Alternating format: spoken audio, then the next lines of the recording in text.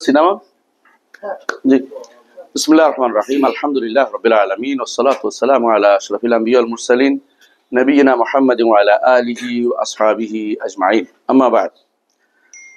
আমরা আলোচনা শুরু করব ভাবছিলাম আকীদাল ওয়াসিতিয়া দিয়ে, কিন্তু আকীদাল ওয়াসিতিয়ার আগের একটু আলোচনা বাকি আছে, এটা শেষ করে ইনশাআল্লাহ শুরু করব।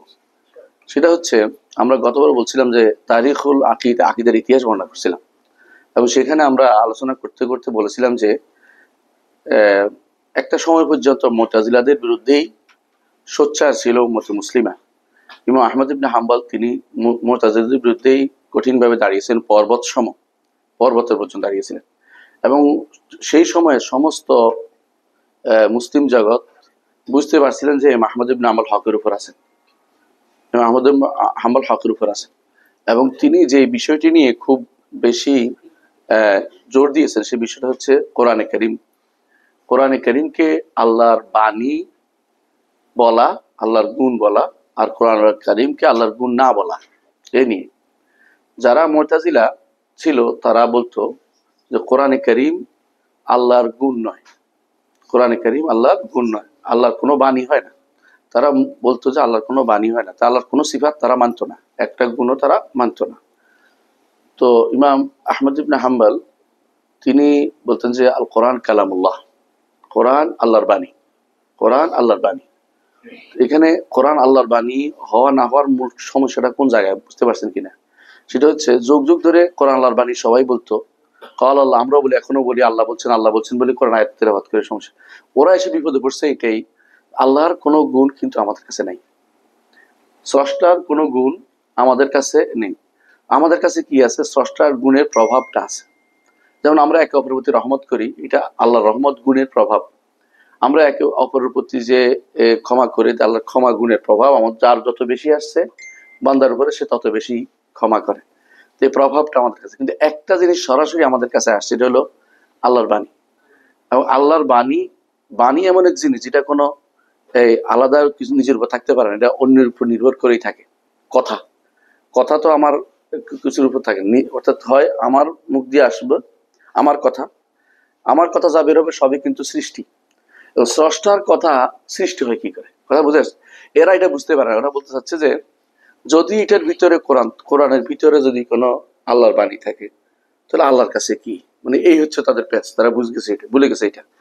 তো এটা বোঝানোর উপায় নেই যে কোনো কিছুর অবস্থান যদি থাকে, রব্বুল আলামিনের বাণীর তিনি নবীকে সেটা জানিয়েছেন, অর্থাৎ তিনি জিবরিলকে জিবরিল নবীকে সেটা পৌঁছে দিয়েছেন, নবী সেটা ধারণ করেছে, আলা কালবিকা লিতাকুনা মিনাল মুনজিরিন, কলমের মধ্যে দিয়ে দিয়েছেন, সেটা তিনি জানিয়েছেন, এবং সেটা লেখা হয়েছে।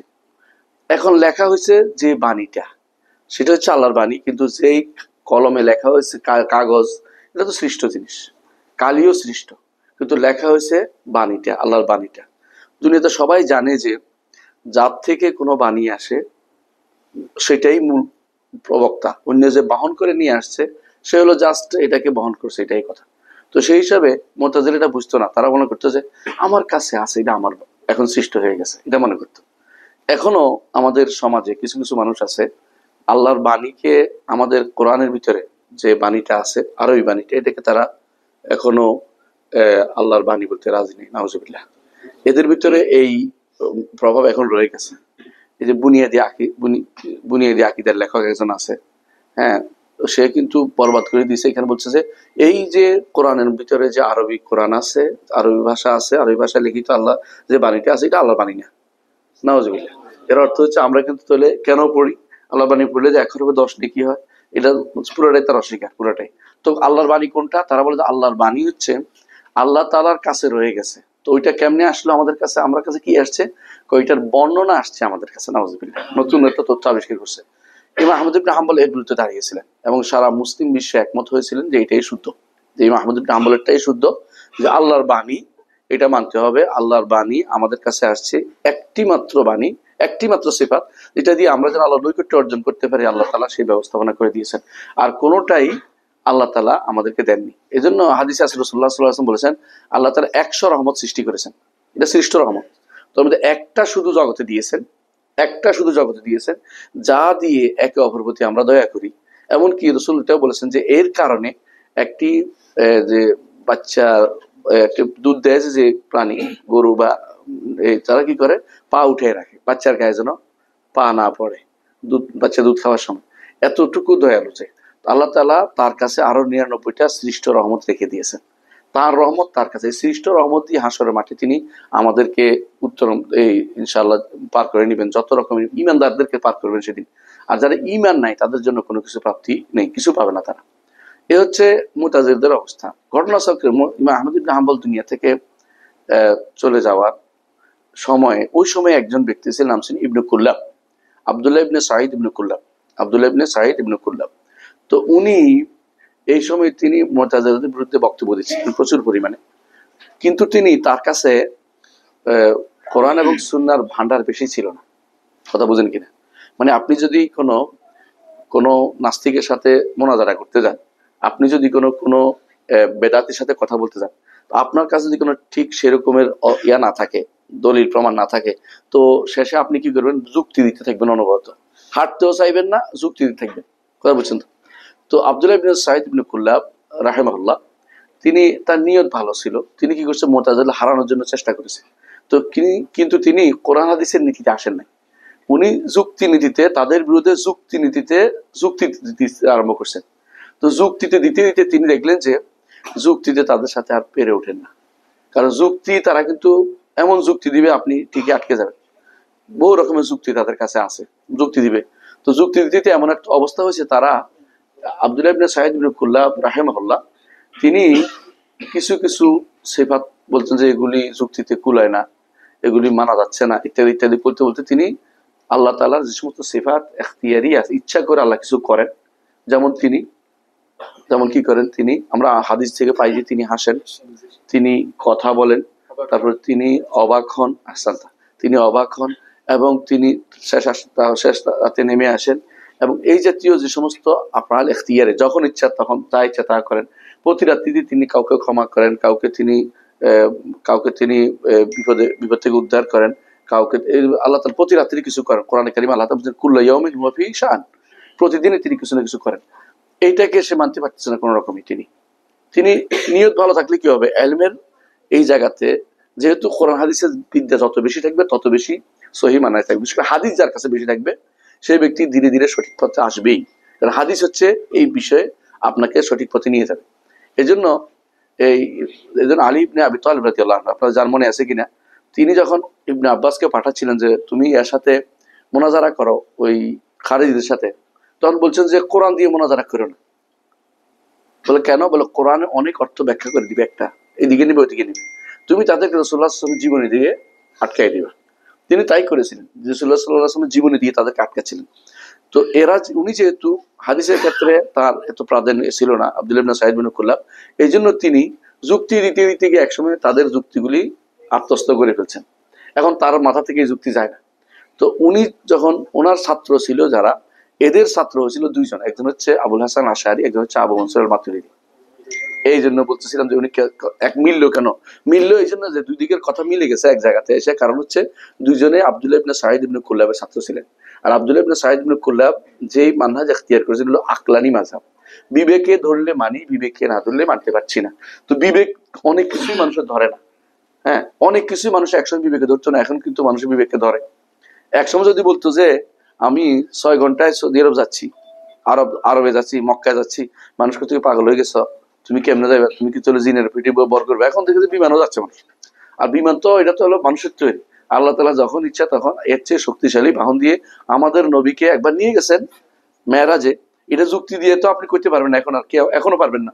কোনোদিন যদি কোনো প্রমাণিত হয়, কোনো এর চেয়ে বড় কিছু আসে যায়, তখন হয়তো বলবেন যে গেছে, কিন্তু আমাদের কাছে এর কোনো যুক্তি দিয়ে কিছু করার কিছু নেই। এগুলো শরীয়ত মানতে হবে, শরীয়তের ব্যাপারে সব জায়গাতে যুক্তি চলে না।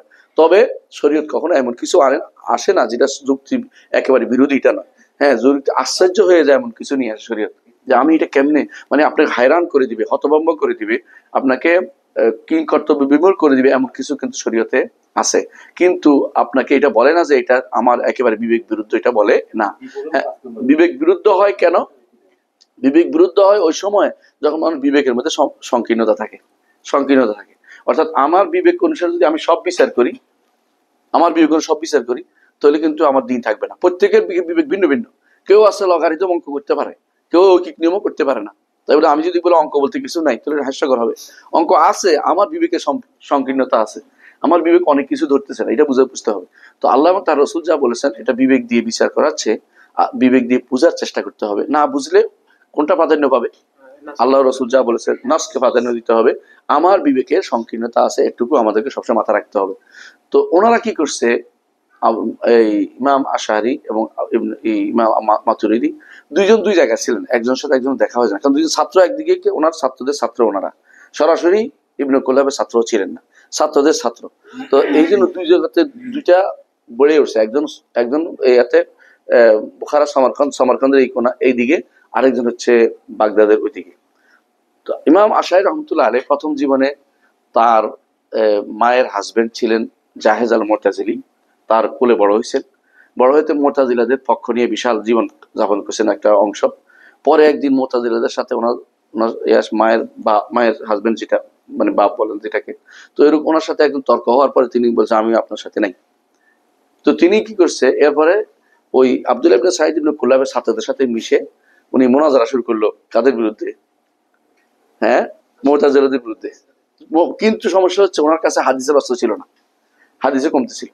তিনি এরপরে একবার ইয়াতে আসলেন, বাগদাদে আসলেন। আসার পরে তাকে বাগদাদে আসার পরে আবু জাকারিয়া সাজি মুহাদ্দিস, বিখ্যাত মুহাদ্দিস বাগদাদে ভর্তি।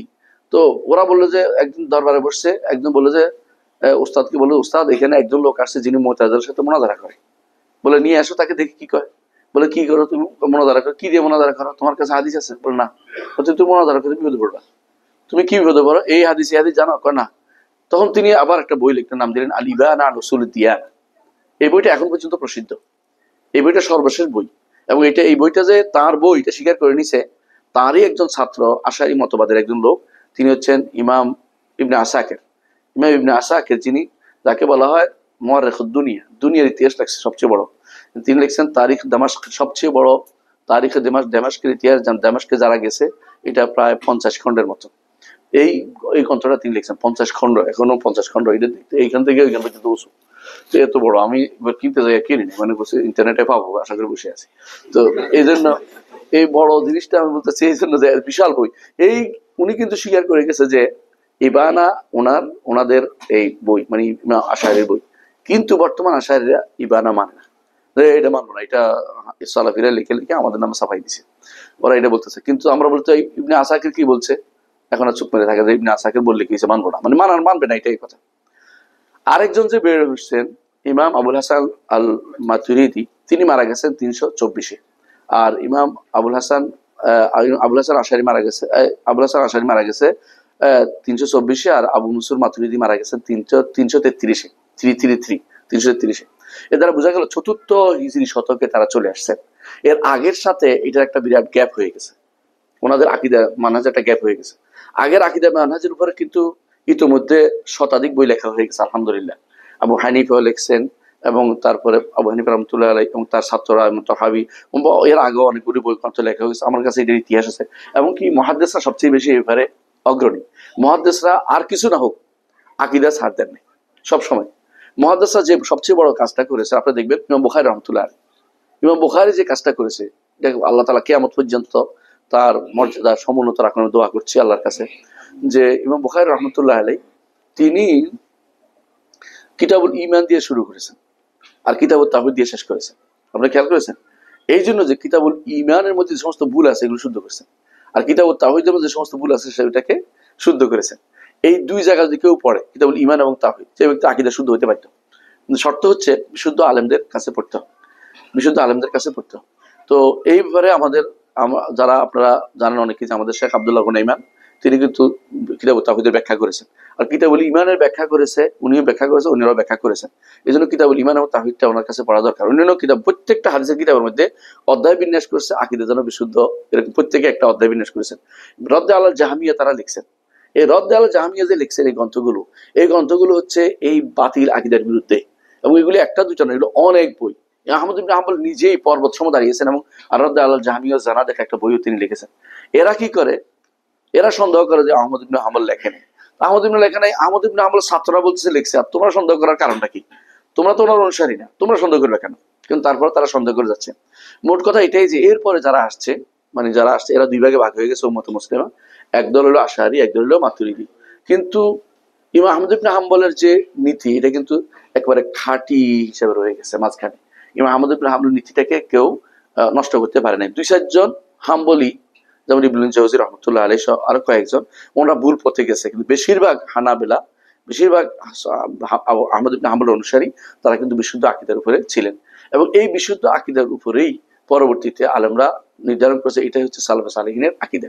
এই সালফে সালেহিনের আকীদা হচ্ছে ইমাম আহমদ এই যেটা লিখেছেন আমাদের ইবনে তাইমিয়া রহমতুল্লাহ, এই কিতাবটা লিখেছেন। এবং তিনি উল্লেখ করবেন যে এই কিতাবের উপরে আমি লিখেছি, আমি কোনো নিজের হাম্বলি আকীদা নয়। যখন এই ইমাম আহমদ ইবনে হাম্বল চলে গেলেন, তখন এই দুইজনের কথা খুবই প্রসারিত হইল যে ইমাম আবুল হাসান আশআরী এবং ইমাম আবু মনসুর মাতুরিদি, এই সময় মুহাদ্দিসরা তাদের বিরোধিতা করতে আরম্ভ করলেন। মুহাদ্দিসরা বললেন যারা তাদের ইয়াতে যাবে, ক্লাসে যাবে, আমাদের ক্লাসে না আসুক। এমনকি তারা বললেন যে অমুক আসছে, তাহলে তোমার বের করে দাও। বলছে আমাদের এখানে বসবে না, কারণ সে আমাদের লোকদেরকে নষ্ট করে দেবে, আকীদা নষ্ট করে দিবে। এবং তারা তখন ভিন্ন ভিন্ন আকীদার বই লিখতে আরম্ভ করলেন, যেমন সুন্নাহ, আর সুন্নাল বারবাহারি, আর সুন্নাল অমুক, আর সুন্নাহ বইগুলো আছে না, যতগুলো সুন্নাহ বই আছে। এবং ইমাম আহমদ ইবনে হাম্বলের ছাত্র এবং ছেলে আব্দুল্লাহ ইবনে আহমদ ইবনে হাম্বল, তিনিও আসুন্নাহ নামে বই লিখলেন। আসুন্নাল মারওয়াজি লেখা হলো, আসুন্নাহ ইবনে আবি আসিম লেখা হলো। সুন্নাহ নামে যতগুলি বই লিখেছে, কিন্তু দেখবেন যে এগুলি কোনো মাসলা সুন্নাত, ওই নামাজের সুন্নত না, এগুলি সবই হচ্ছে আকীদা। এগুলো সব হচ্ছে আকীদা। কেন? সুন্নাহ নামে তারা বুঝাতে চাইলেন এটা যে আহলুস সুন্নাহ হতে হলে এইটা তোমাকে মানতেই হবে, আহলুল বিদআহ হলে তুমি এর বাইরে চলবে। অর্থাৎ এই সুন্নাহ অর্থ ফরজ সুন্নাহ না, এই সুন্নাহ অর্থ হচ্ছে রাসূলুল্লাহ সাল্লাল্লাহু আলাইহি ওয়াসাল্লাম আদর্শ। রাসূল এই আদর্শ রেখে গেছেন আকীদা ও মানহাজ, এটাকে তোমাকে অনুসরণ করে চলতে হবে। এই নীতির উপরে তারা লিখে যাচ্ছেন। ঘটনাচক্রে উম্মতে মুসলিমার মধ্যে একটা বিশাল পরিবর্তন এসে গেল।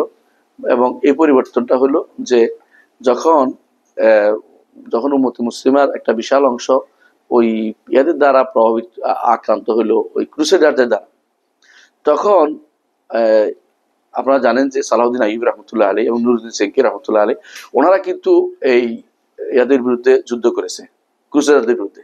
তো তারা আবার ব্যক্তিগতভাবে শাফিঈ এবং হানাফি ছিলেন। জিনকি হানাফি ছিলেন, আর সালাউদ্দিন আইয়ুবী শাফিঈ ছিলেন। তো ওনারা শাফিঈদের তখন মত চলে আসছিল যে শাফিঈরা হবে আশআরী, হানাফিরা হবে মাতুরিদি, আর অন্যরা হইব সালাফি বা হাম্বলি, যেটা তারা মনে করে। এই জন্য তারা ওই গোষ্ঠীগতভাবে ভাগ হয়ে গেছে। এখন আর মাযহাবগত ভাগ হইতে হইতে গোষ্ঠীগত ভাগ হয়ে গেছে। কিন্তু এটা ছিল মূলত তখনকার আগে ইমাম আহমদ ইবনে হাম্বলের সময় এটা সবাইরই ছিল। আহমদ ইবনে হাম্বল ইমাম, সবাইরই ছিলেন, একসাথে ইমাম ছিলেন।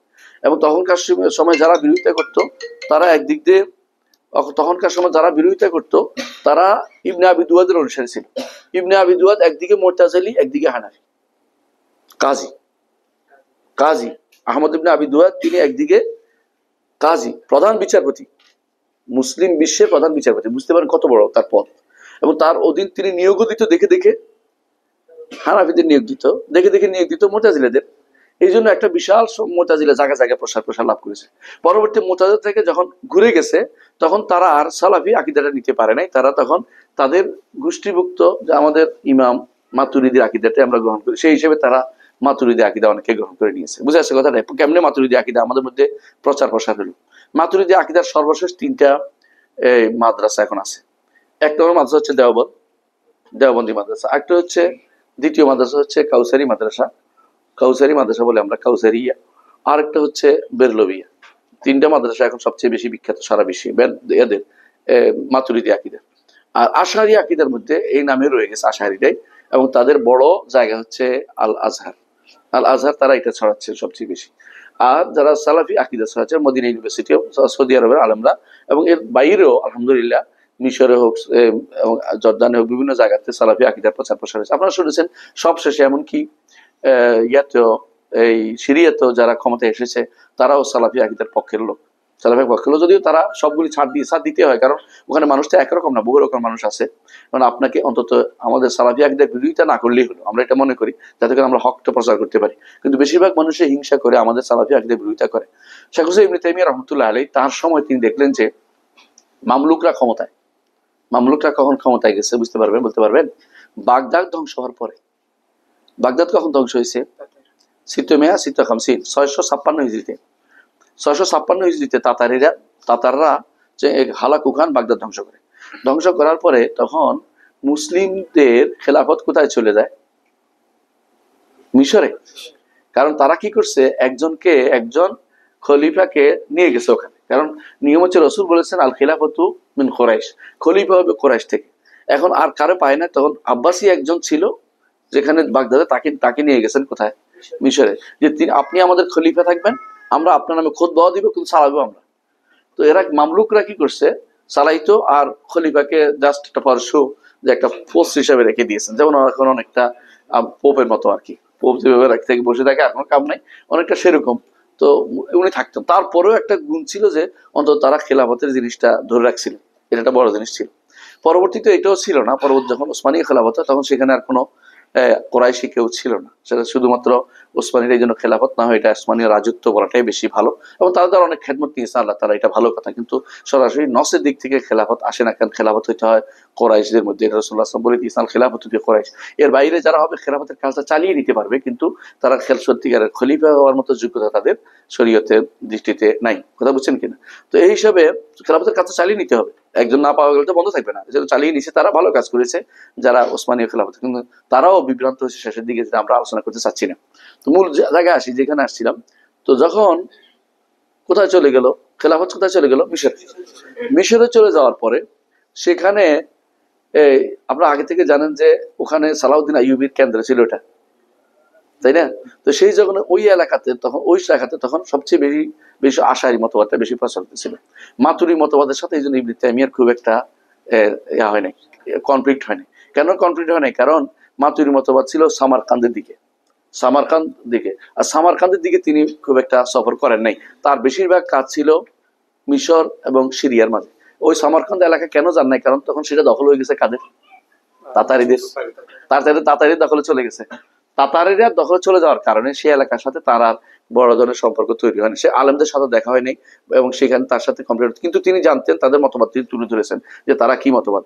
অর্থাৎ যেহেতু 200 বছর, 300 যদি 33-এ মারা গিয়ে থাকে, শাইখুল ইসলাম মারা গেছে 728-এ, এর মধ্যে প্রায় 400 বছরের মতো তিনি তাদের অবস্থান সম্পর্কে জেনেছেন এবং সবচেয়ে সঠিক তথ্য তিনি দিয়েছেন ইবনে তাইমিয়া রাহমাতুল্লাহ তাদের সম্পর্কে। এজন্য তিনি জানতেন, কিন্তু মাতুরিদির মতবাদের বিস্তারিত তিনি আলোচনা করেননি।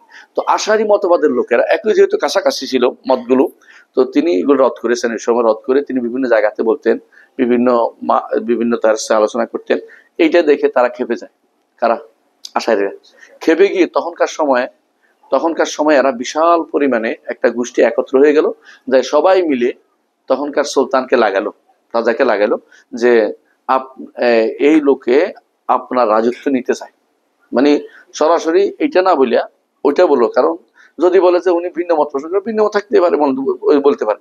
এই জন্য বলতেছে আপনার রাজত্ব নিতে চায়, মানে এমন ভাবে। তখন শাইখুল ইসলাম বলেছিলেন যে তাতার লা ইউসাবি আনদি ফালসান, তোমার রাজত্ব এবং তাতারিদের রাজত্ব আমার কাছে কোনো এক পয়সারও মূল্য নাই। অর্থাৎ আমি রাজত্বের জন্য এই কাজ করছি না, আমি কোরআন এবং সুন্নাহ ভিত্তিক যে আকীদা রেখে গেছেন সালফে সালেহিন, সেটাই শুধুমাত্র আমি প্রচার করতেছি। এই সময় একদিন তিনি বসা ছিলেন, এমন সময় রদিউদ্দিন নামে ওয়াসেদ থেকে এক কাজী সাহেব আসছেন, রদিউদ্দিন ওনার নাম। তিনি এসে বললেন যে আমাদের এলাকায়, ওয়াসেদ তো ইরাকে, আমাদের এলাকায় এমন কাম করে দিয়েছে তাতাররা, যেখানে আলেম রাখে নাই। এখন মানুষ আজে বাজে বিশ্বাস, সবচেয়ে খারাপ বিশ্বাসে তারা আক্রান্ত হয়ে গেছে। তো এই খারাপ বিশ্বাসে আক্রান্ত হওয়ার কারণে আমি আমার পরিবারের জন্য আপনি একটা আকীদার কাগজ লিখে দেন। কে বললো এটা? রদিউদ্দিন আর শাফি, তিনি ওয়াসিতি আর শাফি। তো তিনি এটা বলার কারণে, তিনি এটা বলছেন 698, 698। এর অর্থ হচ্ছে তিনি আসছিলেন তখন হজে আসছিলেন। তখনকার দিনে আলেমরা কি করতো? হজের সময় আসতো এবং বিভিন্ন আলেমদের সাথে সাক্ষাৎ করতো, এটা তাদের উদ্দেশ্য ছিল। তখনকার এরকম বিশাল বাধ্যবাধকতা ছিল না, যখন ইচ্ছা তো আলেমদের কাছে বসতেন, এই জায়গা যাইতেন, ওই জায়গা যাইতেন, যখন সুযোগ পাইতেন তারা এক কাজে 10 কাজ করে যেতেন। অর্থাৎ তারা হজ করতেন, এরপর আলেমদের বাড়িতে যেখানে সেখানে যাওয়ার দরকার, মিশর গেলে মিশর, সিরিয়া গেলে সিরিয়া যাইতেন। তো শাইখুল ইসলাম ইবনে তাইমিয়া রাহমাতুল্লাহ আলাইহি তিনি তখন অবস্থান করছিলেন মিশরে। এই সময় তার কাছে আসছে, অথবা সিরিয়াতে সম্ভবত আসছিলেন। ওই সময় আসার পরে তিনি বললেন যে এই ব্যাপারে বহুত লেখা হয়েছে, আমি লিখবো না।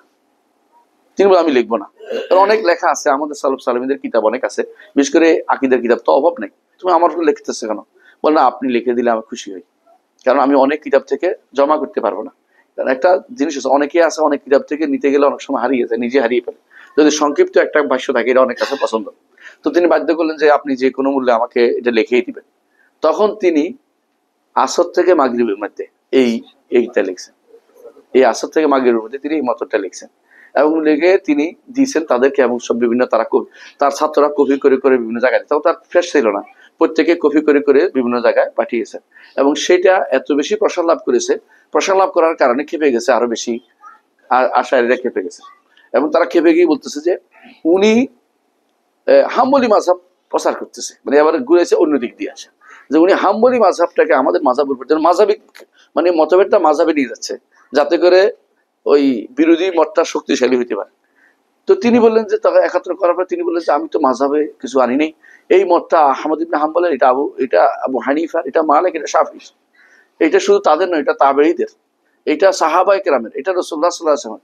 আমি তোমাদেরকে 3 বছর সময় দিলাম, 3 বছর সময় দিলাম, যদি এর মধ্যে যা আছে এই লেখার মধ্যে একটা জিনিস যদি তুমি ভুল ধরে দিতে পারো, সাহাবাদের থেকে বিপরীতটা আনতে পারো, তাবেঈদের বিপরীতটা আনতে পারো, তো আমি তুই ফিরে যাবো, তো ওয়াদা করছি। 3 বছর নয়, আজ কত বছর চলে গেছে, আলহামদুলিল্লাহ। কেউ এর মতো এটার মধ্যে ভুল ধরতে পারে না। এর একটা সংক্ষিপ্ত আকিদার ভাষ্য হচ্ছে এই আকিদা আল ওয়াসিতিয়া। এই জন্য আমি আমার এই গুরুত্বপূর্ণ জিনিসটাকে টেনে আনলাম বোঝানোর জন্য যে এটার মূল্য কত বেশি, এটার মূল্য কত বেশি। এই জন্য ইমাম যাহাবী রাহমাতুল্লাহ আলাইহি বলেছেন, উখুদুদ দুররিয়াতে আসছে, উখুদুদ দুররিয়া হচ্ছে তার ছাত্র ইমাম যাহাবী, আল্লাহ তাআলা ইমাম ইবনে তাইমিয়া, শেখ হোসেন ইবনে তাইমিয়া আল্লাহ তাআলা এমন কি ছাত্র মিলিয়ে দিয়েছেন যেগুলো জগৎ বিখ্যাত। এর মধ্যে একদম হচ্ছে কে, ইমাম যাহাবী। যাহাবীকে বলা হয় মুআররিখুল ইসলাম, ইসলামের তিনি ইতিহাসবিদ। তিনি যা লিখেছেন আমার মনে হয় আমরা পড়ে শেষ করতে পারবো না, পড়ে শেষ করতে পারবেন না আপনি।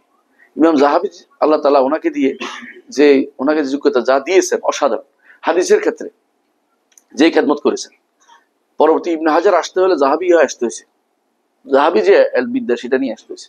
অথচ ইমাম যাহাবী বলতেছেন আমি যদি কোনো আল্লাহ তাআলার কাবার এই মিম্বর রুকন ইয়ামানি এবং হাজরে আসওয়াদের মাঝখানে দাঁড়িয়ে বলি যে আমি শপথ করে বলি যে আমি আমার জীবনে ইবনে তাইমিয়ার মতো বড় আলেম আমি দেখিনি, তাহলে আমি শপথ সত্য বলবো। আর যদি এটাও বলি যে ইবনে তাইমিয়া তার মতো কোনো আলেমকে দেখে নাই, তাহলে এটাও সত্য বলবো। এত বড় নিজের ওস্তাদেরটা স্বীকার করতেছে। এই তিনি বলতেছেন যে এই পর্যন্ত উনি বলতেছেন যে এই যে আকিদাল ওয়াসিতিয়ার মতো এত সুন্দর মতন, বিশুদ্ধ গ্রহণযোগ্য মতন আর হয়নি। এটা হচ্ছে কারণ এটা হচ্ছে বিশুদ্ধ আকিদা সলফে সালেহিন যে আকিদা, সেটাকেই এখানে প্রমোট করা হয়েছে। ইবনে কাসিরও তাই বলেছেন, শাইখুল ইসলাম ইবনে তাইমিয়ার ছাত্র ইবনে কাসিরও এবং যাহাবীও। আরেকজন হচ্ছে ইবনে আব্দুল হাদি, ওনার নাম ইবনুল কাইয়্যিম এবং ইবনে রাশিক। এর মধ্যে আরো আছে ইবনে ইমাদ, মানে এটা বিশাল গোষ্ঠী। ইবনে তাইমিয়ার ছাত্র যারা আছে প্রত্যেকটা তার ফিল্ডে সেরা। এর মধ্যে একজনের নাম বলতে ছিলাম, তার হচ্ছে ইবনে আব্দুল হাদি। তিনি আল মুহাররার ফিল হাদিসের লেখক, হাদিসের মতন লেখক, সুন্দর। এবং তিনি প্রথম রদ করেছে সুবুকির উপরে, আর রদ আসসারুল মুনকি ফি রদ আলা সুবুকি এই গ্রন্থ লিখেছেন। বেদাতীদের বিরুদ্ধে রদ লেখার ক্ষেত্রে ইবনে তাইমিয়া রাহমাতুল্লাহ আলাইহি ছাত্রদের কোনো তুলনা ছিল না। তো ইবনে তাইমিয়া রাহমাতুল্লাহ ছাত্রদের মধ্যে যেমন ইবনুল কাইয়্যিম, তিনি যারা বেদাতি আল্লাহ সম্পর্কে খারাপ আকীদা পোষণ করে তাদের বিরুদ্ধে একটা বই লিখছেন, ইস্তিমাল জুয়ুশুল ইসলামিয়া ফি গাজওয়িল মুআতারাতুল জাহমিয়া। এই একটা বই 100 বইয়ের মতো। ইমাম যাহাবী দুইটা লিখছে, একটা লিখছে আল আরশ, একটা হচ্ছে আল উলু লিল আলিয়িল গাফফার অথবা আল উলু লিল আলিয়িল আযীম। এই নামে যে নামে হোক, দুই নুসখাতে আসছে। তো এই দুইটা বই লিখছে বড় বড়। আর ইমাম ইবনে আব্দুল হাদি তিনি একটা বই লিখছেন আল ইস্তিওয়া আল আরশ। এই বইটা এখন পর্যন্ত বাংলা অনুবাদ হয়নি, আমি ইনশাআল্লাহ অনুবাদ করে যাচ্ছি, যদি বের হয়ে যায় ইনশাআল্লাহ দেখতে পাবেন। এটা আরেকটা সুন্দর বই বের হবে ইনশাআল্লাহ। তো এইটারও আলহামদুলিল্লাহ আমরা বলতে চাচ্ছি এটাই। শুধু তারা নয়, ইবনে তাইমিয়া রাহমাতুল্লাহ ছাত্ররা ইমাম ইবনে কাসির তিনি এই গ্রন্থ লেখেন না, কিন্তু তিনি তাফসিরের মধ্যে এটাকে সাব্যস্ত করে গেছেন। মানে তিনি গেছেন তাফসিরের ক্ষেত্রে, এবং তাফসিরের ক্ষেত্রে এই পর্যন্ত আপনারা জানেন যে তাফসির ইবনে কাসিরের কোনো তুলনা এখন পর্যন্ত হয়নি। আল্লাহ তাআলা তাকে কারণ তিনি সালাফি তাফসির করেছেন, তিনি সালফে সালেহিন বক্তব্য নিয়ে এসেছেন। যখনই আয়াত এসেছে প্রথমে নিয়ে আসছেন যে এইবারে হাদিস কি আছে, কোরআন আয়াত অন্যখানে কি আছে, তারপর হাদিস কি আছে, সালফে সালেহিন কি বলেছেন, সাহাবায়ে কেরাম কি বলেছেন, তাবেঈনরা কি বলেছেন, ইমামরা কি বলেছেন, আনতে আনতে শেষ পর্যন্ত লোগা থেকেও আনছেন। কিন্তু বেশিরভাগ জায়গাতেই তিনি সালফে সালেহিন বক্তব্যের মধ্যে সীমাবদ্ধ ছিলেন। এই জন্য তার এটা সালাফি তাফসীর। কোথাও কোথাও হ্যাঁ তিনি দুর্বল হাদিসও এনেছেন, দুর্বল বর্ণনা এনেছেন, এটা তার বর্ণনা এই জন্য এনেছেন যে এইবার বর্ণনা আছে, তোমরা দেখে নাও, আমি তো সনদ বাদে আনছি, তোমরা এরা বিশ্বাস করে বসো না। কারণ তাফসীরের ক্ষেত্রে অনেক সময় মুহাদ্দিসরা যারা সনদ দিয়ে বর্ণনা করে তারা দুর্বল হাদিস আনে এই জন্য যে এইটা কি চলে কিনা, ভবিষ্যতে কোনো প্রজন্ম দেখবে যে এটা কি চলনসই কিনা, যদি কোনো শাওয়াহিদ পাওয়া যায় কিনা, এর সাথে অন্য কিছু পাওয়া যায় কিনা তারা দেখে নিবে। আমি এরপরে আমার সনদ দিয়ে বর্ণনা করার কারণে আমি আমার দায় মুক্তি ঘোষণা করতে পারি, এই জন্য তারা সেটা করেছেন। কিন্তু তাই বলে সব বেশিরভাগই তার এই তাফসীরটা হচ্ছে গ্রহণযোগ্য তাফসীর। কিছু অল্প স্বল্প কিছু জায়গা আছে যেগুলো বিতর্কিত জায়গা, যেগুলো দিয়ে দুর্ভাগ্যবশত বাতিল লোকেরা ওই শত ভালোটা দেখবে না, একটা দুইটা যদি কোনো কেবল পাইতে পারে কোথাও ভুল, এইটা দিয়ে তো পাইছি, যে এইটা দিয়ে তো দিতে হবে ওইটা কইছেন, কিন্তু এরপরে যে উনি আরো অনেক জায়গায় স্পষ্ট বলে দিয়েছে, এইটা তাদের পছন্দ হয় না। এই জন্য বেশিরভাগ সময় তারা বিভ্রান্তিতে লিপ্ত থাকে। একটা যে এই জন্য আমাকে ইবনুল কাইয়িম রাহমাতুল্লাহ একটা কথা বলেছেন আমাদেরকে, তিনি বলছেন যে এটা ইবনে তাইমিয়ার কথা, আপনারা এটা মনে রাখেন এটা সবসময়, সেটা হচ্ছে যে বাতিল সবসময়, বাতিল যারা বাতিলপন্থীরা কি করে, সবসময় কোরআন এবং সুন্নাহর মধ্যে কন্ট্রাডিক্টরি দেখাতে পছন্দ করে, যে এটার সাথে এটা বিরোধ লাগছে, সুতরাং আমি একটা নিতেই পারি, মানে এটাকে স্বাভাবিক করে ফেলা, বিরোধ দেখাইয়া স্বাভাবিক করে ফেলা, যে কোরআন এবং সুন্নাহর মধ্যে বিরোধ আছে, হাদিসে বিরোধ আছে, অথচ কোরআন এবং সুন্নাহর মধ্যে কোনোদিন বিরোধ হয় না, সহিহ হাদিসের মধ্যে এবং কোরআনের মধ্যে কোনোদিন বিরোধ হয় না। আর দ্বিতীয় হচ্ছে সহিহ হাদিসের মধ্যে কোনো বিরোধ হয় না। একটা যদি কোনোদিন বিরোধ দেখা যায় বুঝতে হবে একটা আগে একটা পরে, একটা নাসেখ একটা মনসুখ, আগে এটা ছিল পরে এটা ছিল। অথবা দেখতে হবে রাসূলুল্লাহ সাল্লাল্লাহু আলাইহি ওয়াসাল্লাম দুইটাই অনুমোদন করেছেন, যেমন রাসূলুল্লাহ সাল্লাল্লাহু আলাইহি ওয়াসাল্লাম দুইটাই অনুমোদন করেছেন, এটা হইতে পারে। হ্যাঁ, প্রশ্ন দেখে রাখেন, পরে শুনবো ইনশাআল্লাহ। আগে পরে অর্থাৎ যেমন ধরেন উদাহরণ দেই, রাসূলুল্লাহ সাল্লাল্লাহু আলাইহি ওয়াসাল্লাম একটা হাদিস, আপনার বুসরা বিনতে সফওয়ানের হাদিসটা আপনারা জানেন, যে তিনি বলছেন যে কেউ যদি তার লজ্জাস্থান ধরে তার ওযু চলে যাবে। এর মধ্যে তলাক ইবনে আলীর হাদিসে আসছে যে লজ্জাস্থান ধরলে ওযু যায় না, এরা তো টুকরা। তো সবাই হিসাব করে দেখছে তলাক ইবনে আলী আসছে তৃতীয় সালে, হিজরি 2য় সালে, আর বুসরা বিনতে সবাই ইসলাম গ্রহণ করেছে 7ম হিজরিতে। এই জন্য তারা বলছে যে এটা না আছে, বুঝতে পারছি এটা আগে এটা পরে, যেরকম আগ পিছিয়ে না যায়, রাবির অবস্থান দেখে রাবি কখন বলছে, কার সাথে কথা বলছে এবং তিনি কাছ থেকে শুনছে, সেই থেকে বোঝা যায় যে এটা আগে বা পরে হয়েছে। বুঝতে পারছেন কথাটা? এই কারণে কোনোদিনই হাদিস দুইটা, সহিহ হাদিস দুইটা বিরোধ হয় না। তো এরা কি করে, বেদাতীদের 1 নম্বর কাজ হচ্ছে বিরোধ দেখানো, বিরোধ দেখাইয়া সবকিছু বৈধতা নেওয়ার চেষ্টা করে। আমরা এটা উদাহরণ দিয়ে থাকি সবসময় যে আল্লাহ তাআলা কোরআনে কারীম বলেছেন ইয়াউমা ইউকশাফু আন সাকিন ওয়া ইউদউনা ইলা সুজুদ ফালা ইস্তাতিউন, যেদিন পিণ্ডলে উন্মুক্ত করা হবে এবং সিজদার জন্য আহ্বান করা হবে। কোন দিন এটা? হাসরের মাঠে। হাসরের মাঠে যখন মুনাফিকরা আর ঈমানদাররা অবশিষ্ট থাকবে, আর বাকিরা কোথায় চলে যাবে? জাহান্নামে চলে যাবে। বাকি থাকবে এই দুই গোষ্ঠী। এই সময়ে এরা এদের মধ্যে পার্থক্য করার জন্য আল্লাহ তাআলা বলবেন যে আমি তোমাদের রব। তখন তারা বলবে আমাদের রবকে আমরা চিনবো, তিনি তার পিণ্ডলি দিয়ে আমরা চিনতে পারবো। আল্লাহ তাআলা পিণ্ডলি উন্মুক্ত করবেন, এটা হাদিস দ্বারা সাব্যস্ত। তো কোরআনের এই তাফসীর, কোরআনে কারীম ইয়াউমা ইউকশাফু আন সাকিন ওয়া ইউদউনা ইলা সুজুদ ফালা ইস্তাতিউন, এটা সূরা সম্ভবত কিয়ামার মধ্যে সম্ভবত, হ্যাঁ কিয়ামার মধ্যে আসছে সম্ভবত। তো ওখানে এই আয়াতটার দ্বারা দুইটা তাফসীর পাওয়া গেছে। এক তাফসীর হচ্ছে এটা যেদিন অবস্থা খুবই ভয়াবহ হবে, কঠিন হবে। কাশফু সাক বলতে কঠিন হওয়ার কেনায় আছে, মানে মানুষ সাধারণত সোজা কথা বলে, আরেকটা লোক বুঝে দূরবর্তী ইঙ্গিত করে। তো দূরবর্তী ইঙ্গিতের কথা হলো অবস্থা খুব কঠিন হবে। এই ব্যাখ্যাটাও ইবনে আব্বাস থেকে বিশুদ্ধ। আবার ইবনে আব্বাস রাদিয়াল্লাহু থেকে আবার এটাও বিশুদ্ধ যে আল্লাহ তাআলা তার পিণ্ডলি উন্মুক্ত করবেন। আমাদের নিকট দুইটাই শুদ্ধ, কারণ ওই দিন অবস্থা খুব ভয়াবহ হবে এবং ওই দিন আল্লাহ তাআলা মানুষদেরকে পরীক্ষা করার জন্য তার পিণ্ডলি উন্মুক্ত করবেন। বেদাতীরা এখন কি করে, কয় তো তাবিল হয়ে গেছে, তাবিল পেয়ে গেছি, ইবনে আব্বাস তাবিল করছে, এখন আমরা একটা নিব একটা বাদ দিব, আমরা তাবিল করা শুরু করে দিব। মানে এবার সুযোগ পাইছে, এখন যে কোনো ছিদ্রকে বড় করতে করতে এখন কি করছে, এটারে ছিদ্র ছিঁড়ে ফেলছে, কম্বল ছিঁড়ে ফেলছে, মানে এমন কাজ করে। অথচ এটা হচ্ছে একই আয়াতে দুইটা তিনটা ব্যাখ্যা থাকতে পারে এবং এটা পরস্পর বিরোধী না হইয়া একটাকে সম্পূরক হতে পারে। অর্থাৎ সম্পূরক আমরা কেমন বলছি, এটা হতে পারে যে আল্লাহ তাআলা সেদিন অবস্থা ভয়াবহ এটা বুঝাচ্ছেন, আর সেদিন আল্লাহ তাআলা কাশফুস সাক করুন। সহিহ মুসলিমের হাদিস, বাবু সিফাতুল মুনাফিকিনের মধ্যে দেখবেন সহিহ মুসলিমের হাদিস, যে সেদিন আল্লাহ তাআলা আসবেন এবং আল্লাহ তাআলা তার পিণ্ডলি উন্মুক্ত করে বলবেন যে এখন তোমাদের কে আসো, আমাকে সিজদা করে দেখাও। তখন যারা মুনাফিক তারা সিজদা করতে পারবে না, তাদের পিঠ হয়ে যাবে একদম গরুর শিংয়ের মতো। গরুর শিং যেমন বাঁকা করা যায় না, এরকম তারা বাঁকা করতে পারবে না। তো এই জায়গাটুকুতে আপনি দেখছেন কিভাবে তারা ঢুকে এখন একটা জায়গা ধরে সমস্ত সিফাতের অপব্যাখ্যা শুরু করে দিয়েছে, যে এই তো পাইছি এখন সবগুলো আল্লাহর কুদরত, আল্লাহ তাআলা তিনি হাত, মানে কুদরত করে ফেলতেছে, আল্লাহ তাআলার চেহারা মানি যে হ্যাঁ সন্তুষ্টি করে ফেলতেছে, এবং কি আল্লাহ তাআলার হ্যাঁ কেউ হাত কুদরতি ভাবে বানিয়ে ফেলছে, এবং এই জাতীয় যত তাবিল করতে পারে তারা এর মধ্যে ঢুকাই দিচ্ছে, একটা তো পাইছে। কিন্তু এরা চিন্তা করলো না যে এটা সম্ভব অর্থটা, যেহেতু কাশফুস সাকের একটা অর্থ আগে থেকে আছে এবং এটা ব্যবহার করতে পারে, কিন্তু মূলটা তো অস্বীকার করা যায় না, মূলটা হাদিস দ্বারা সাব্যস্ত। আর নিয়ম হচ্ছে কোরআনের তাফসীর কে করে? প্রথমে কোরআন, কোরআনের পরে এরপরে রাসূলুল্লাহ সাল্লাল্লাহু আলাইহি ওয়াসাল্লাম। তো রাসূলুল্লাহ সাল্লাল্লাহু আলাইহি ওয়াসাল্লাম তাফসীর করে দিচ্ছে আমাদের কাছে স্পষ্ট। তাহলে কোরআনের তাফসীর ইবনে আব্বাস রাদিয়াল্লাহু আনহু হচ্ছে কোনটা বেশি প্রাধান্য পাবে? রাসূলুল্লাহটা। আর ইবনে আব্বাসের বিরোধী হচ্ছে না, তাহলে আমরা দুইটা তাফসীর নিতে পারতেছি। কিন্তু না, ওনারা এখন যেহেতু তার হ্যাঁ অন্তরের ভিতরে আছে বক্রতা, তিনি বক্রতাটা গ্রহণ করবেন, এই জন্য তারা এটাকে বাঁকা করে নিচ্ছে। এই জন্য প্রথম বেদাতীদের এক নম্বর লক্ষণ হচ্ছে তারা কি করে বলেন? হাদিস এবং কোরআনকে কন্ট্রাডিক্টরি দেখা। দ্বিতীয় নম্বর বেদাতীদের দ্বিতীয় নম্বর যে নীতি তারা, সেটা হচ্ছে সবসময় তারা যে কাজটা করতে চায় সেটা হচ্ছে যে তারা যে জায়গাতে একটু বুঝতে অসুবিধা হয় এইটার কাছে নিয়ে যাবে যেটা একদম স্পষ্ট বর্ণনাকে অস্পষ্ট বর্ণনার কাছে নিয়ে যাবে। আর আমাদের নীতি হচ্ছে অস্পষ্ট বর্ণনাকে স্পষ্ট বর্ণনাকে দেখতে হবে। কোরআনে কারীম আল্লাহ তাআলা আমাদেরকে জানিয়ে দিয়েছেন যে আম্মাল্লাযিনা ফি কুলুবিহিম যায়গুন ফায়াত্তাবিউনা মা তাশাবাহা মিনহু ইবতিগাআল ফিতনাতি ওয়া ইবতিগাআ তাউইলি। যাদের অন্তরে বক্রতা আছে ওরা কি করে, যে অর্থটা দেখতে অসুবিধা হয় বুঝতে, এইটাকে নিয়ে গিয়ে অন্যগুলিকে এটার আন্দাজে নিয়ে যাবে। বুঝছেন? কি জন্য? ইবতিগাআল ফিতনাতি ওয়া ইবতিগাআ তাউইলি, অপব্যাখ্যা করার জন্য এবং ফিতনা তৈরি করার জন্য, এবং এটা করে। আর যারা এই সহিহ আকীদা মানে তারা কি করে, বলে যে না আমরা কি করব, যেটা অস্পষ্ট এটা বুঝবো কিসের আলোকে? স্পষ্টের আলোকে। যেমন ধরেন কোরআনে কারীম আল্লাহ তাআলা বলছেন ইন্না আ'তাইনাকাল কাউসার। ইন্না অর্থ কি? আমরা, নিশ্চয় আমরা না আমি, আমরা, তাই না? ইন্না।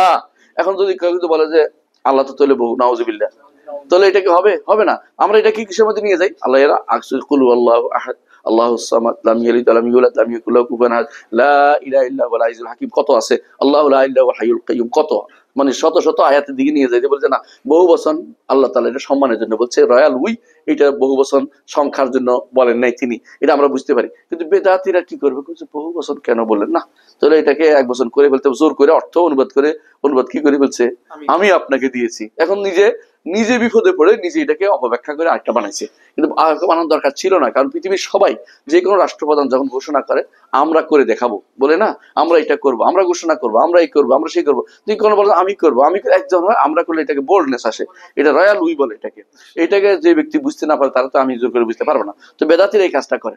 তো এরা কি করেছে, আশারি মাতুরিদিরা, আমি যেটা বলছিলাম, এরা সবসময় এই কাজটা করে। এরা কি করছে, যতগুলি সুযোগ খুঁজতে থাকে কোথাও না কোথাও যে একটা শব্দ পাওয়া গেছে কিনা তাবিল করার জন্য, তো তাবিলের পথে নিয়ে যাবে।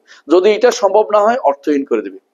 ওদের কবি বলতেছে ওয়া কুল্লু মা আওহামাত তাশবিহা ফাউদ আও ফাউদ আও রুম তানজিহা। যেখানে তোমার মনে হবে যে এটা তো কেমন হইলো, সেখানেই তুমি অপব্যাখ্যা করো অথবা সেখানে অর্থহীন করে দাও, এতে করে তুমি পবিত্র করলে আল্লাহকে। নাউজুবিল্লাহ। এটাকে আল্লাহকে পবিত্র করা হয় না, এটা আল্লাহর সিফাতকে অস্বীকার করা হয়। ইবনে তাইমিয়া রাহমাতুল্লাহ আলাইহি এই নীতিগুলিকে অস্বীকার করে জানিয়েছেন যে কারণ এটাকে এত গুরুত্ব দেওয়ার কারণটা কি আপনি বলেন তো? হইতে পারে একজন মানুষ বলতে পারে তাওহীদ না করছে, অসুবিধা কি? হ্যাঁ, অসুবিধা হচ্ছে এটাতে তাওহীদের বিষয়, এটা যে ঈমানের বিষয়, বুঝেন কিনা? সাধারণ কোনো বিষয় না। ধরেন একজন বলতে পারে, আমি বুঝাইতে চাচ্ছি, একজন বলতে পারে যে কোনো মাসআলা এরকম আছে, ফিকহের মাসআলা আছে, 2-3টা আমল হচ্ছে একই সাথে। যেমন যারা মক্কায় যায়, আপনি দেখছেন যে ইমাম কিভাবে পড়ে আর মুক্তাদি কিভাবে একরকম পড়ে না। মালিকিরা এসে কি করে হাত ছেড়ে দিয়ে পড়তেছে, হানাফিরা নাভির নিচে বাঁধতেছে, আর হাম্বলীরা বুকের উপর বাঁধতেছে, আর সালাফিরা একবারে বুকের উপর নিয়ে লাগাচ্ছে।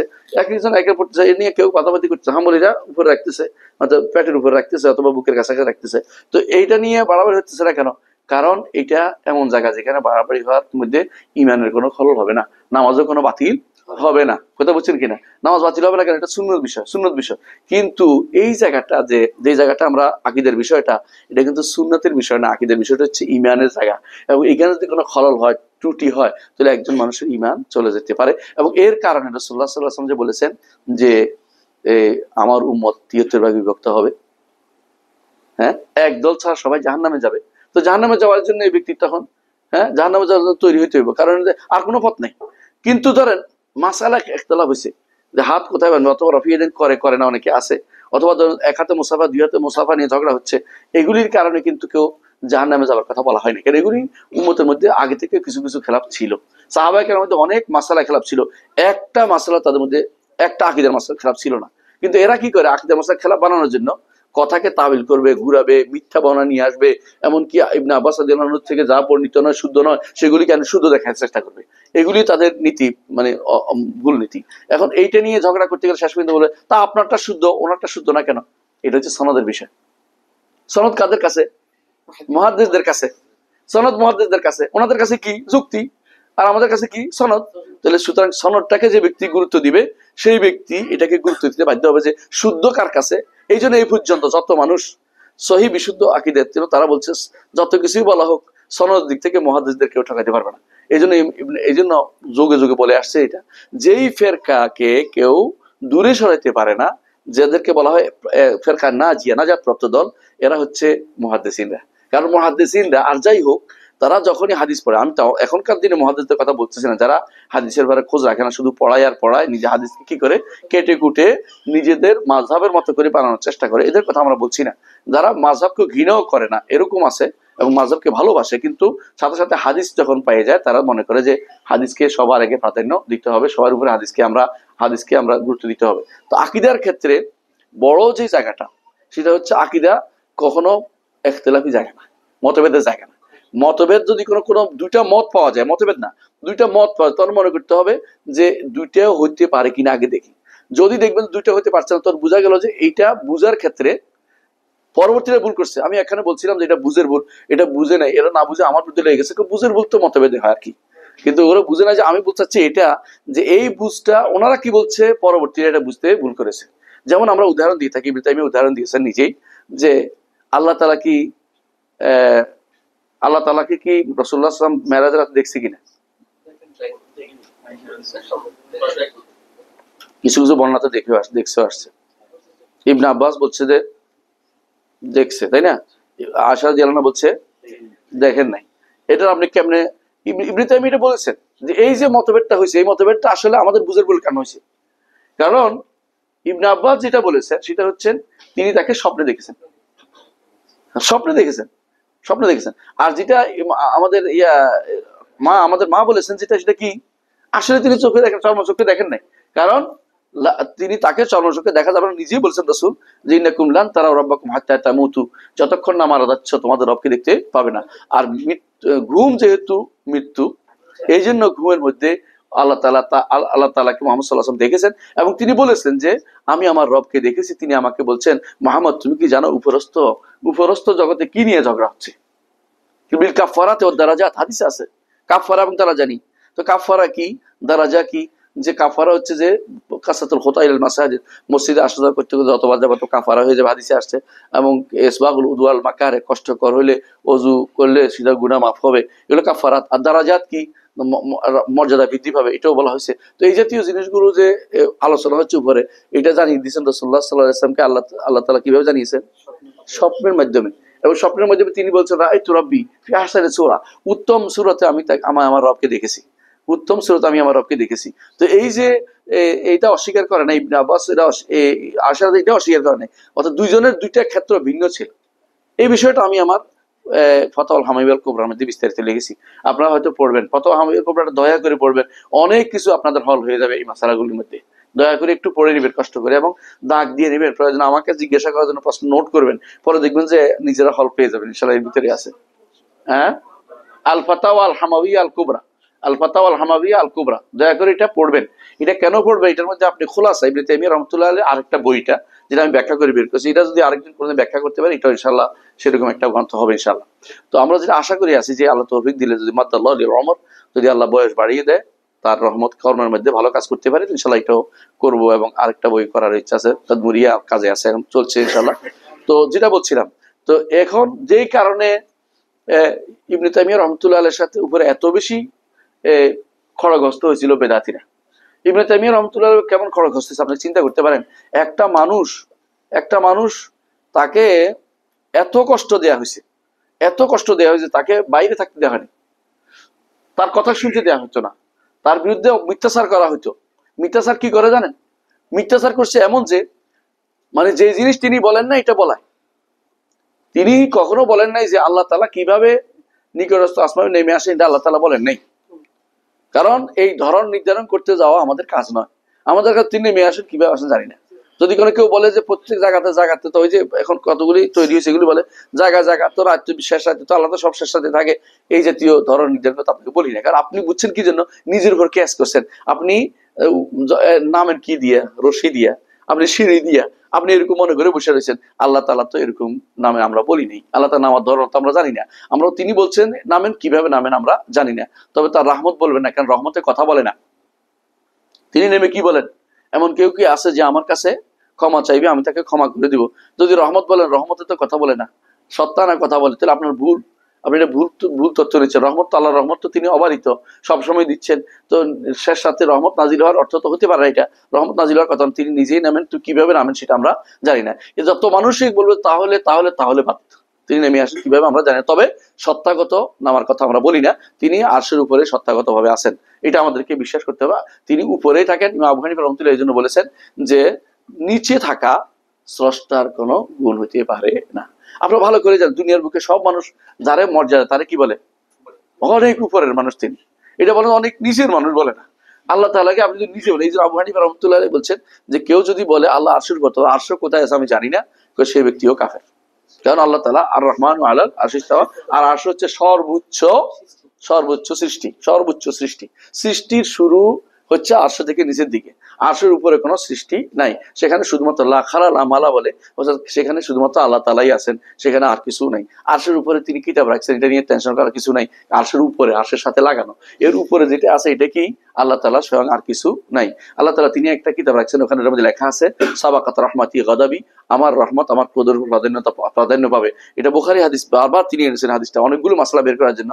আমি যে হাদিসটার ব্যাখ্যাটা, কিতাব তাওহীদের ব্যাখ্যাটা শেষ করতে পারি ইনশাআল্লাহ, আপনাদের জন্য এটা পাতে হবে ইনশাআল্লাহ। এটা 3 ভাগের 1 ভাগ করে ফেলছি আলহামদুলিল্লাহ, আর 2 ভাগ আছে। এটা শেষ করতে পারি ইনশাআল্লাহ, বড় ধরনের কাজ, প্রায় 700 পৃষ্ঠার মধ্যে বের হতে পারে, বড় হয়ে যেতে পারে, সেই জন্য আমি টেনশনে আছি। তো কমাই চিন্তা করতেছি।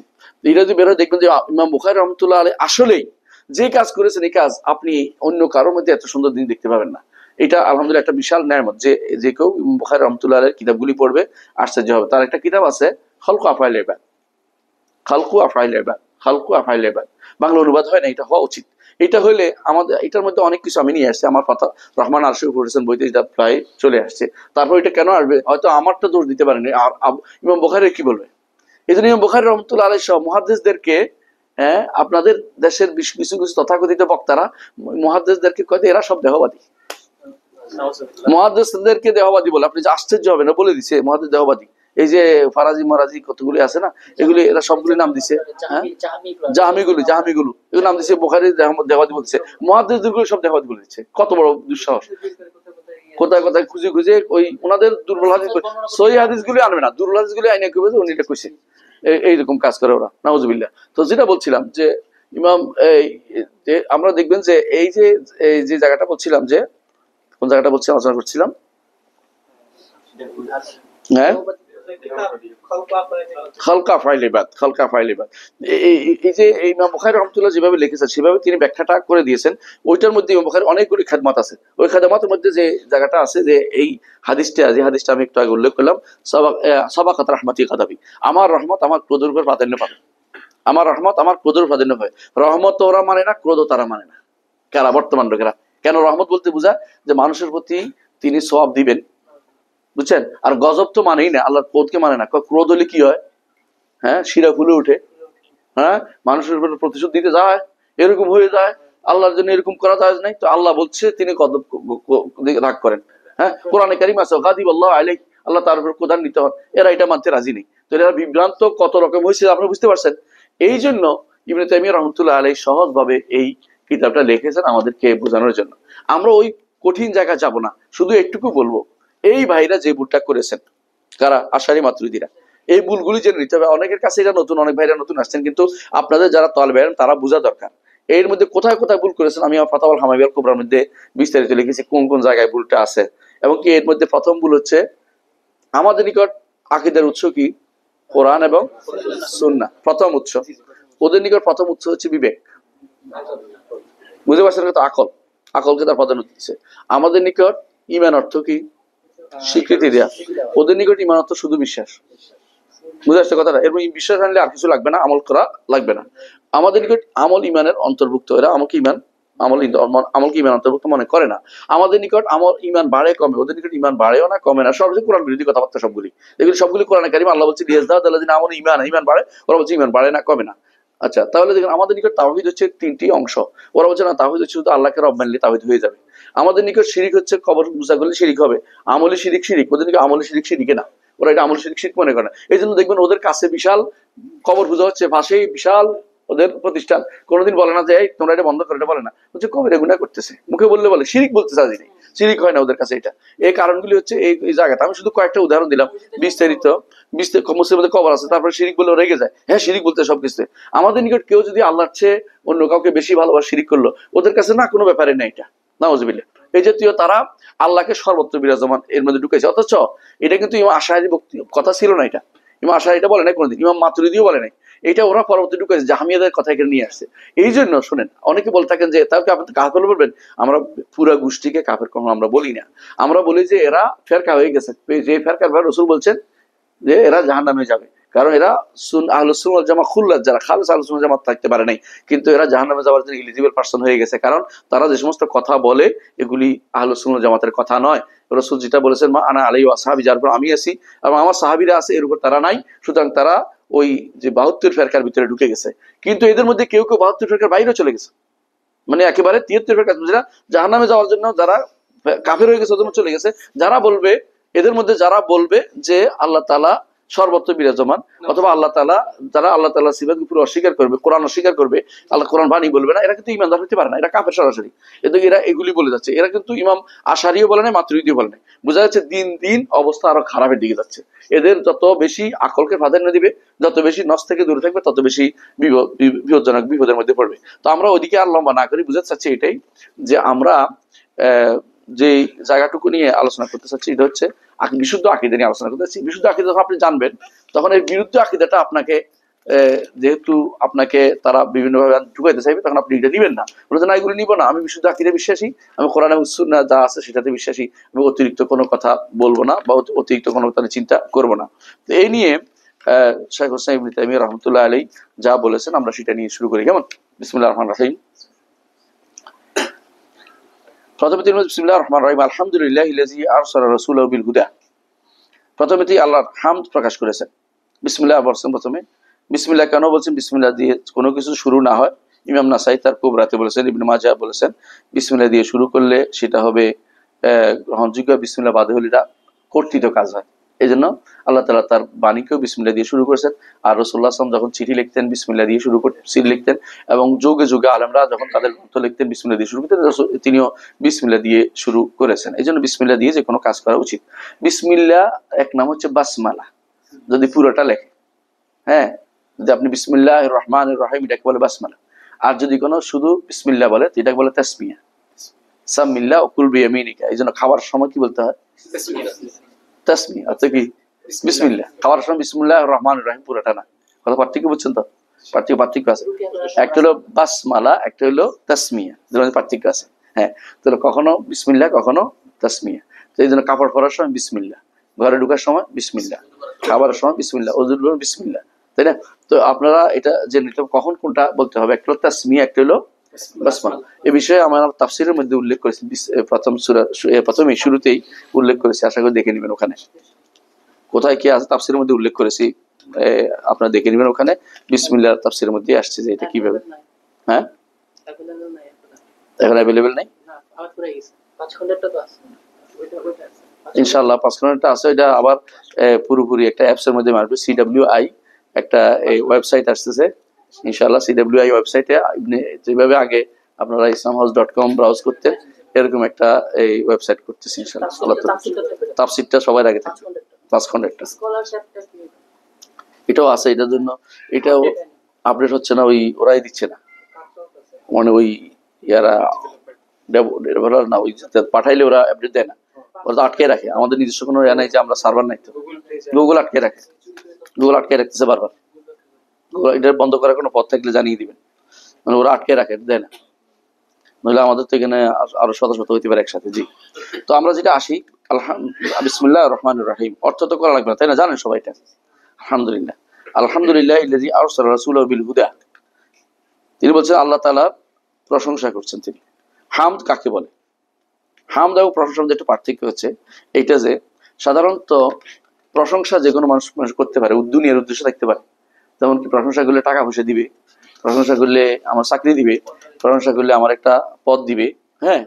কিন্তু এটা হলো মাদহ।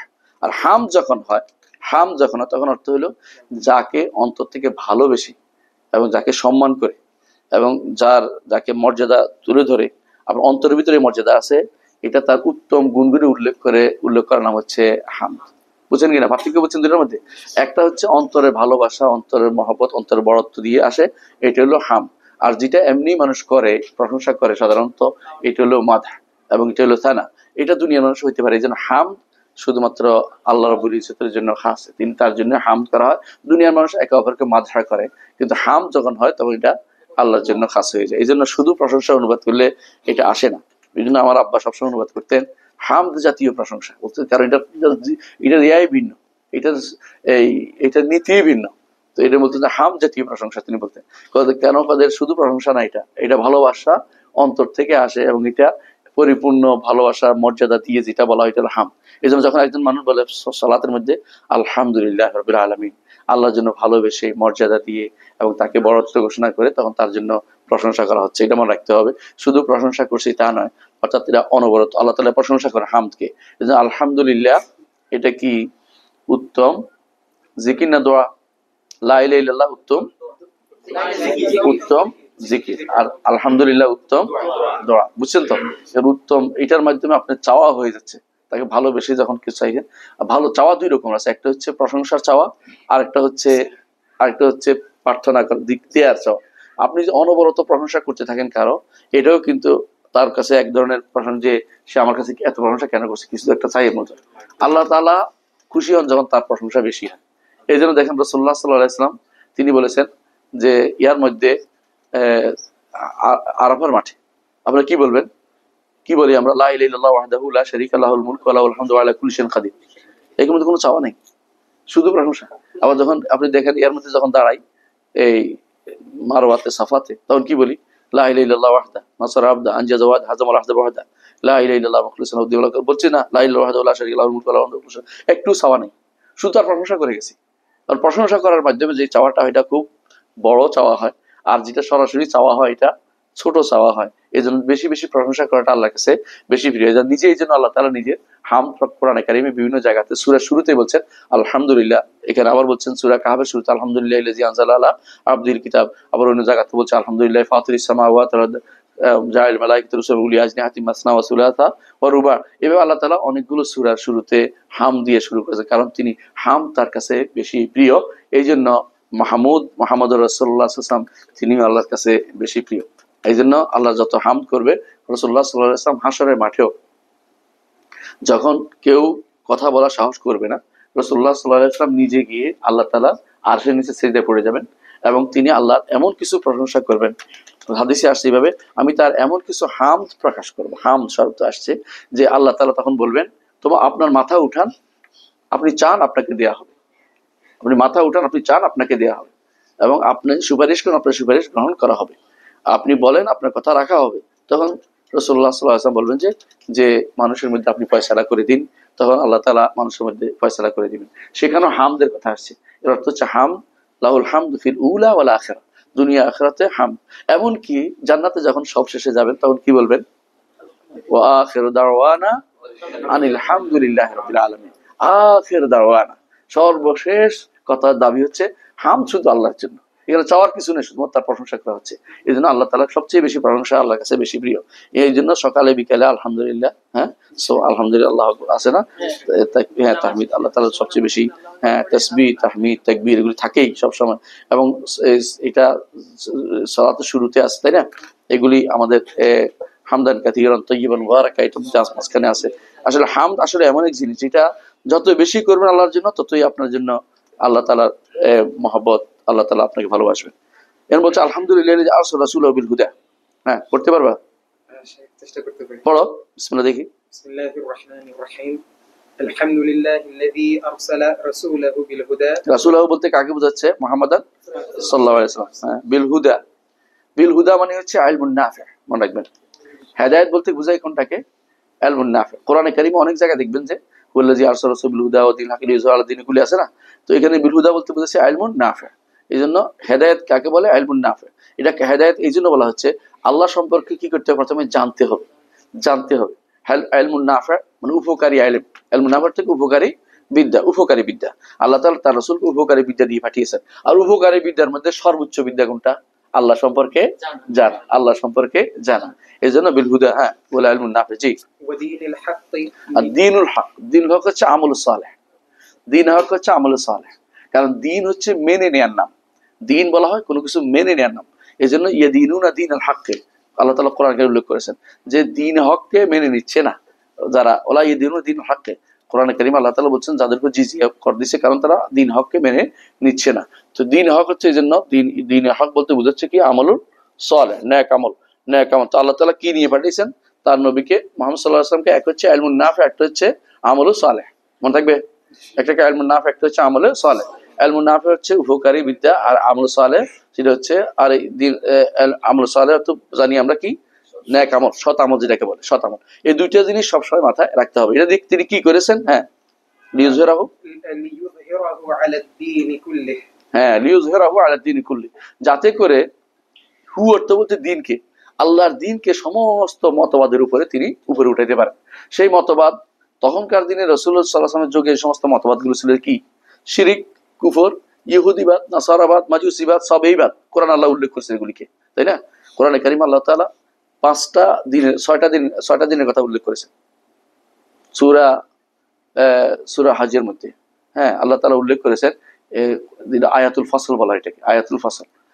আয়াতটা মনে রাখবেন, ইন্নাল্লাযীনা আমানু ওয়াল্লাযীনা হাদু ওয়ান নাসারা ওয়াস-সাবিনা ওয়াল মাজুস ওয়াল্লাযীনা আশরাকু ইন্নাল্লাহা ইয়াফসিলু বাইনাহুম ইয়াওমাল কিয়ামাহ। আল্লাহ তাআলা কোরআন এই সূরার মধ্যে বলছেন যে দিন হচ্ছে মোট 6টা। এর মধ্যে প্রথম হচ্ছে ঈমানদাররা, তারপরে ইহুদিরা, তারপরে নাসারা, তারপরে সাবিরা, তারপরে মাজুসরা। এরপরে আল্লাহ তাআলা সবগুলো একসাথে করে দিয়েছে, একটা করে দিয়েছে হচ্ছে ওয়াল্লাযীনা আশরাকু। আর বাকিগুলো সে একসাথে করেছে না, বলি শিরককারী, শিরককারী। বুঝছেন কথাটা? তাহলে কয়টা দিন বলছে? 6টা দিন। এই সমস্ত দিন, এর বাইরে যত মতবাদ যুগ যুগ ধরে আসবে, এখন মত এগুলি সবইটা অন্তর্ভুক্ত। এগুলির উপরে আল্লাহ তাআলা ইসলামকে উঠানোর জন্য আল্লাহ তাআলা তার নবীকে পাঠিয়েছেন। অর্থাৎ কেউ যদি বলে যে, আমি বোঝানোর জন্য বলতেছি, আবার কারণ তর্ক আপনারা অনেকের বিশ্বাস কিরকম আছে আমি জানি না, কিন্তু সত্য কথা এটাই যে আপনি ইসলামকে পরিপূর্ণ বিশ্বাস করতে হবে, যে ইসলামের উপরে কোনো কিছু হইতে পারে না। দ্বিতীয় হচ্ছে যে ইসলামের সাথে অন্যগুলি সাংঘর্ষিক বিশ্বাস করতে হবে। আপনি যদি বলেন যে ইসলামও চলে, আমার সমাজতন্ত্র চলবে, না, হবে না, এটা ভুল কথা, এটা শুনতে পারেন। ইসলামও চলে, গণতন্ত্র চলে, এটাও ঠিক না, এটাও ভুল। ইসলামও চলে, আবার ওই সেকুলারিজমও চলে, এটাও চলবে না। আর ইসলামও চলে, এগুলি চলে না। কারণ আসলে কি? কারণ সমস্ত মতবাদের উপরে, সমস্ত দিন এবং মতবাদের উপরে এটাকে আল্লাহ তাআলা ইসলামকে উপরে ওঠানোর জন্য তার নবীকে পাঠিয়েছেন। এবার আপনি যদি মুসলিম হয়ে থাকেন, আপনাকে অবশ্যই এগুলিকে ডিলিট করে, অন্তরকে খালেজ করে আল্লাহর জন্য ফিরে আসতে হবে। অন্য কোনো মতবাদ কোনোভাবে আপনার অন্তরে রেখে দিতে পারবেন না। রাখলে যতটুকু রাখবেন অতটুকু কুফর এবং নিফাক আপনার ভিতরে ঢুকে আছে। যদি কোনোদিন মনে আসে যে ওইগুলি এটা সমান্তরাল, তো আপনি কাফের হয়ে গেছেন। যদি মনে করেন যে ইসলাম এখন বর্তমান সমস্যার সমাধান করতে অক্ষম, তাহলে আপনি কাফের হয়ে যাবেন। তাহলে আল্লাহ তাআলা যে কারণে তার নবীকে পাঠিয়েছেন, এটা হচ্ছে সমস্ত ইহুদি, নাসরানি, যত রকম দিন মতবাদ আছে সবগুলোর উপরে ইসলামকে উপরে উঠানোর জন্য, দিনকে ইসলাম উপরে উঠানোর জন্য, তাতে গালেব করার জন্য, জয়ী করার জন্য তিনি পাঠিয়েছেন। হ্যাঁ, ওয়াকাফা বিল্লাহি শাহীদা। ওয়াকাফা বিল্লাহি শাহীদা অর্থ যে আল্লাহ তাআলা কিসের উপর সাক্ষ্য? তিনি আল্লাহ তাআলা সাক্ষী হিসেবে যথেষ্ট। কিসের উপরে? যে আপনি সত্য নবী। এটু অর্থ করতে হবে সাথে। আল্লাহ তাআলা সাক্ষী হিসেবে, কিসের সাক্ষী? অর্থাৎ আপনি যে সত্য নবী, হে নবী মুহাম্মদ সাল্লাল্লাহু আলাইহি ওয়াসাল্লাম, আপনি যে সত্য নবী, আল্লাহ সাক্ষী হিসেবে যথেষ্ট। আল্লাহ তাআলা আরো এই যথেষ্ট সাক্ষী হিসেবে এটা যে আল্লাহ আপনাকে সাহায্য করবেন, আপনার দ্বীনকেও সাহায্য করবেন। আল্লাহ তাআলা তাই করেছেন। ওই আয়াত অনুসারে সম্পূর্ণরূপে আমরা সেটার ব্যাখ্যা পেয়েছি। কেমন? আলহামদুলিল্লাহ। পড়েন। وأشهد أن لا إله إلا الله وحده لا شريك له إقرارا به وتوحيدا। আচ্ছা, আশহাদু আল্লা ইলাহা ইল্লাল্লাহ, আমরা সাক্ষ্য দিচ্ছি যে আল্লাহ ব্যতীত মাবুদ সত্য লাগবে, এখানে কথা একটা। আল্লাহ তো সত্য কোনো উপাস্য নেই। উপাসনা কি জিনিস এটা একটু জানা দরকার আমাদের। উপাসনা কি জিনিস, এবাদত কি জিনিস, এবাদত কাকে বলে? এবাদত হয়, এবাদত কিসে হয় এবং কিভাবে হয়, কি দিয়ে হয় এবং কিভাবে হয়, দুইটা জিনিস মনে রাখতে হবে। যে কোনো জিনিস ধরে, যে কোনো জিনিস, বিল্ডিং যদি করে বিল্ডিং এর পরিচয় যদি জানা হয়, তাহলে কি দিয়ে হয়, কিভাবে হয়। বিল্ডিং কি দিয়ে হয়, এই চুন, ইয়া, সিমেন্ট বালু দিয়া। কিভাবে হয়, মেস্তরি এইভাবে এইভাবে বানায়, ঠিক না? দুইটা জিনিস থাকে, প্রত্যেকটা জিনিসের দুইটা সাইড হয়। ঠিক এবাদতেরও দুইটা সাইড আছে, এটা কি দিয়া হয় এবং কিভাবে হয়, বুঝছেন কিনা? তো কি দিয়া হয় এবাদত, এবাদত হয় কি দিয়া, ভালোবাসা, পরিপূর্ণ ভালোবাসা, এবং না কি দিয়া না, এটা কিভাবে হয়, পরিপূর্ণ ভালোবাসা, পরিপূর্ণ বিনয় দিয়ে হয়। অর্থাৎ আপনি যখন এবাদত করবেন, পরিপূর্ণ ভালোবাসা এবং বিনয় দিয়ে আপনাকে আলহামদুলিল্লাহ রাব্বিল আলামিন পড়তে হবে। হ্যাঁ, আল্লাহু আকবার যখন বলবেন, বিনয় এবং ভালোবাসা থাকতে হবে। এটা হলে হবে না। আল্লাহু আকবার, সামিআল্লাহু লিমান হামিদা, রব্বানা লাকাল হামদ, কিছু কিছু মানুষ দেখেন না তৈরি করতেছে এখন, এবং এটার নাম শুনেছেন আপনারা? হ্যাঁ, জোরে জোরে, হ্যাঁ, না এটা করতেছে, হিজবুত তাওহীদ নামে একটা বের হয়েছে। এরা এরা মনে করছে সালাত হচ্ছে ট্রেনিং এর নাম। সালাত আর্মি ট্রেনিং দেখাচ্ছে। আমি নিজে ছবি দেখছি, আমি আশ্চর্য হয়েছি, আমি তো দেখিনি, ওই যে ফেসবুকে দেখছি যে এরা এরকম করতেছে এরকম করতেছে। আর কি এটা কোন ধরনের কথা? কারণ তারা এবাদত বুঝে নেই। এবাদত হতে হলে দুইটা জিনিস অবশ্যই লাগবে, আল্লাহর জন্য পরিপূর্ণ ভালোবাসা এবং পরিপূর্ণ বিনয়। এই দুইটা যতক্ষণ পর্যন্ত একত্রিত না হবে, আপনার সালাত আল্লাহ গ্রহণ করবেন না। কারণ আপনি যদি কোনো দাঁড়াইছেন কি জন্য, যে আমি, একজন আমাকে বলছিল যে সালাতের মধ্যে খুব ভালো এক্সারসাইজ আছে, তাহলে আপনার ভালোবাসা নেই, বিনয় নেই। আপনি এই উদ্দেশ্য কিন্তু আল্লাহর এবাদতের জন্য আপনি তাহলে বসেন। এবাদত হচ্ছে ভালোবাসা এবং বিনয় পরিপূর্ণভাবে থাকতে হবে আল্লাহর জন্য। যদি এর কোনো একটা অন্য কাউকে দেন, এবাদত হইতে হলে দুইটাই লাগবে, পরিপূর্ণ ভালোবাসা, পরিপূর্ণ বিনয়। কিন্তু এর কোনো একটা, দুইটার একটা যদি অন্য কাউকে দেন তো শিরিক হবে। কিন্তু শিরিক হইতে এত কিছু লাগে না, এবাদত হতে দুইটাই লাগে। আপনি এটা বুঝাই বলি, অজু হইতে হলে 4টা জিনিস লাগে, তাই না? কমপক্ষে, যারা হানাফি মাযহাব অনুসারে বলছি আর কি, অন্য মাযহাব আরো বেশি লাগে। 4টা তো লাগবে, 6টা লাগে, কারো কাছে 7টাও লাগে। তো আমার কাছে 11টাও আছে। তো কেন 11? আমি এই মাসালা পড়াইতে এই জন্য। তো হোক, যাই হোক, কিন্তু 4-এর নিচে তো নাই। কেউ যদি বলে 3টা করছি, একটা করবো না, তাহলে অজু হবে না, তো বন্ধ হয়নি। হ্যাঁ, অজু হয় না, কিন্তু অজু হয় না, অজু হবে না, বন্ধ হয়নি, কিন্তু বুঝছেন তো কথাটা? তো একজন মানুষ তার যদি আল্লাহর ইবাদত না করে, যে ভালোবাসার বিনয় দেয় নাই, আল্লাহকে দেন, অন্য কাউকে একটা দিছে, যে পরিপূর্ণ ভালোবাসা দিছে, বিনয় দেয় নাই, তাহলে অথবা বিনয় দিছে, ভালোবাসা দেয় নাই, কথার কথা, তাহলে সেই ব্যক্তি কিন্তু অবশ্যই শিরিক করছে। কথা বুঝছেন তো? এই জন্য একজন মানুষ তার কোনো কোনো টাকারও ভালোবাসে, টাকার জন্য বিনয় প্রকাশ করে, এমন বিনয় যেটা আল্লাহর জন্য করা দরকার। এখন আপনি চিন্তা করেন, সালাতের মধ্যে যে বিনয়টা আল্লাহর জন্য আপনি করেন, টাকা পাওয়ার জন্য, চাকরি পাওয়ার জন্য, এই বিনয় আপনি এর চেয়ে বেশি বিনয় করেন কিনা একটু চিন্তা ভাবনা করে দেখেন। আমরা বলবো না। এই জন্য রাসূলুল্লাহ সাল্লাল্লাহু আলাইহি ওয়াসাল্লাম যেটা বলেছেন, তারা হচ্ছে আব্দুদ দিনার। কখনো কখনো দিনারের দাস হয় মানুষ, টাকার দাস হয়, কখনো কখনো পয়সার দাস হয়, কখনো কখনো কাপড়ের দাস হয়, চাদরের দাস হয়, কখনো কখনো সম্মানের দাস হয়ে যায়। সম্মান পাওয়ার জন্য তারে যেমনি পাওয়া যায় এমনি তারে ধরে, চাকরি পাওয়ার জন্য ধরে, অথবা পদ পদবি পাওয়ার জন্য ধরতে থাকে। এমনকি আল্লাহর কাছে এই বিনয় তার আসে না, ওর কাছে যত বিনয় তার হয়। বুঝছেন কিনা? অনেকে বলে যে নাস্তিকরা, দেখবেন নাস্তিকরা কারো আবাদত করে না, এটা মিথ্যা কথা। নাস্তিকরা দেখবেন যে লেনিনের সামনে কি করতেছে, চোখের পানি ফেলতেছে, মাও সত্যের সামনে চোখের পানি ফেলতেছে। ওরা কিন্তু যতই বলেন এরা যে বিনয় প্রকাশ করে না, তা নয়। এই বিনয়টা হচ্ছে এবাদত কিভাবে হয়, এবাদত কিভাবে হয়, বুঝছেন তো? ভাবটা আপনার হয় পরিপূর্ণ ভালোবাসা, পরিপূর্ণ বিনয়, বিনয়টা আল্লাহর জন্য হবে। এটা যদি কোনো একটা অংশ বা পুরোটাই যদি আল্লাহ ছাড়া কারো জন্য দেওয়া হয়, কি হবে? শিরক হয়ে যাবে। আচ্ছা, আরেকটা হচ্ছে কি দিয়া হয়, কি দিয়া হয় এবাদত। ইবাদত হয়, আর ইবনে তাইমিয়া রাহমাতুল্লাহ নিজে অনুদানে ব্যাখ্যা করেছেন, ইবাদত হয় একটা হচ্ছে ইসমুল জামিউ লিকুল্লি মা ইউহিব্বুল্লাহু ওয়া ইয়ারদা মিনাল আকওয়াল ওয়াল আমাল সালিহা ওয়াল আয-যাহির ওয়াল বাতিনা। অর্থাৎ পরিপূর্ণ এই ইবাদত হয় এমন প্রতিটি কথা ও কাজ, প্রতিটি কথা ও কাজ, প্রকাশ্য অপ্রকাশ্য, এমন প্রতিটি প্রকাশ্য অপ্রকাশ্য কথা ও কাজ যা আল্লাহ ভালোবাসেন এবং পছন্দ করেন। বুঝছেন কিনা কথাটা? কেমনে বুঝবেন? কোরআন এবং সুন্নাহর মধ্যে ইবাদত এটাকে করতে বলা হয়েছে। আল্লাহ ভালোবাসেন বলেই তো করতে বলছেন, আল্লাহ পছন্দ করে বলতেন তো করতে বলছেন। যেমন ধরেন সালাত, প্রকাশ্য না অপ্রকাশ্য? প্রকাশ্য।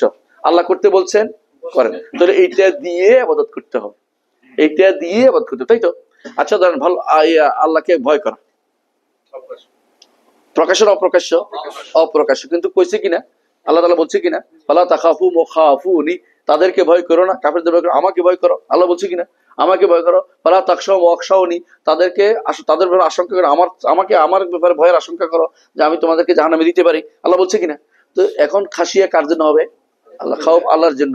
তাহলে বোঝা যাচ্ছে প্রত্যেকটা আশা কার কাছে করতে হবে? আল্লাহর কাছে করতে হবে। অন্য কারো কাছে অতিরিক্ত আশা করলে কি হবে? শিরক হয়ে যাবে। তো বোঝা যাচ্ছে যেই জিনিসটা প্রকাশ্য অপ্রকাশ্য, আল্লাহ ভালোবাসা এবং পছন্দ, এমন কথা ও কাজ, কথা হইতে পারে, এটা কাজও হতে পারে, এটা যদি আল্লাহর জন্য হয় তাহলে এটা হবে কি? ইবাদত। তাহলে ইবাদত আমরা বুঝছি কিনা, কিভাবে হয় এবং কি দিয়া, দুইটাই আল্লাহর জন্য হতে হবে, তাহলে ইবাদত হবে।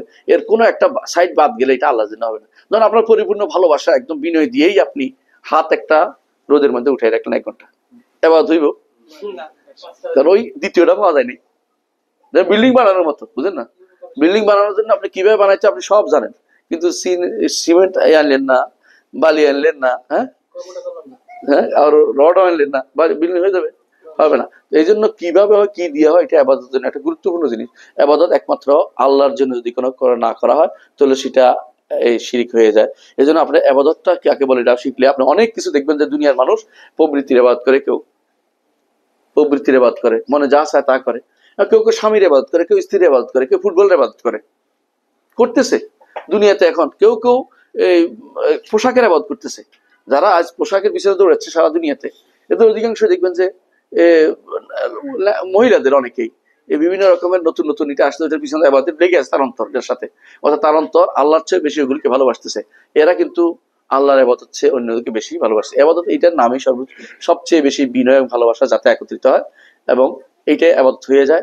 আল্লাহর জন্য হইতে হলে আল্লাহ যেটা পছন্দ করছে সেটা হইতে হবে, আল্লাহর জন্য না হলে অন্য কিছু হইলে এটা শিরিক হয়ে যায়। ঠিক অন্যটাও শুদ্ধ।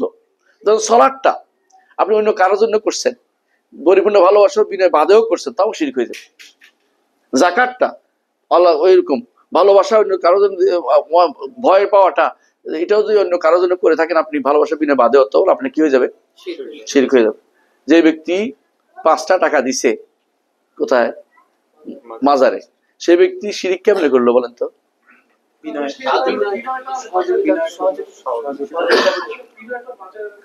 বিনয় না দিলেও দিতে পারে, ভয় দিতে পারে, ভয়, বিনয় না, এটা ভয় করছে।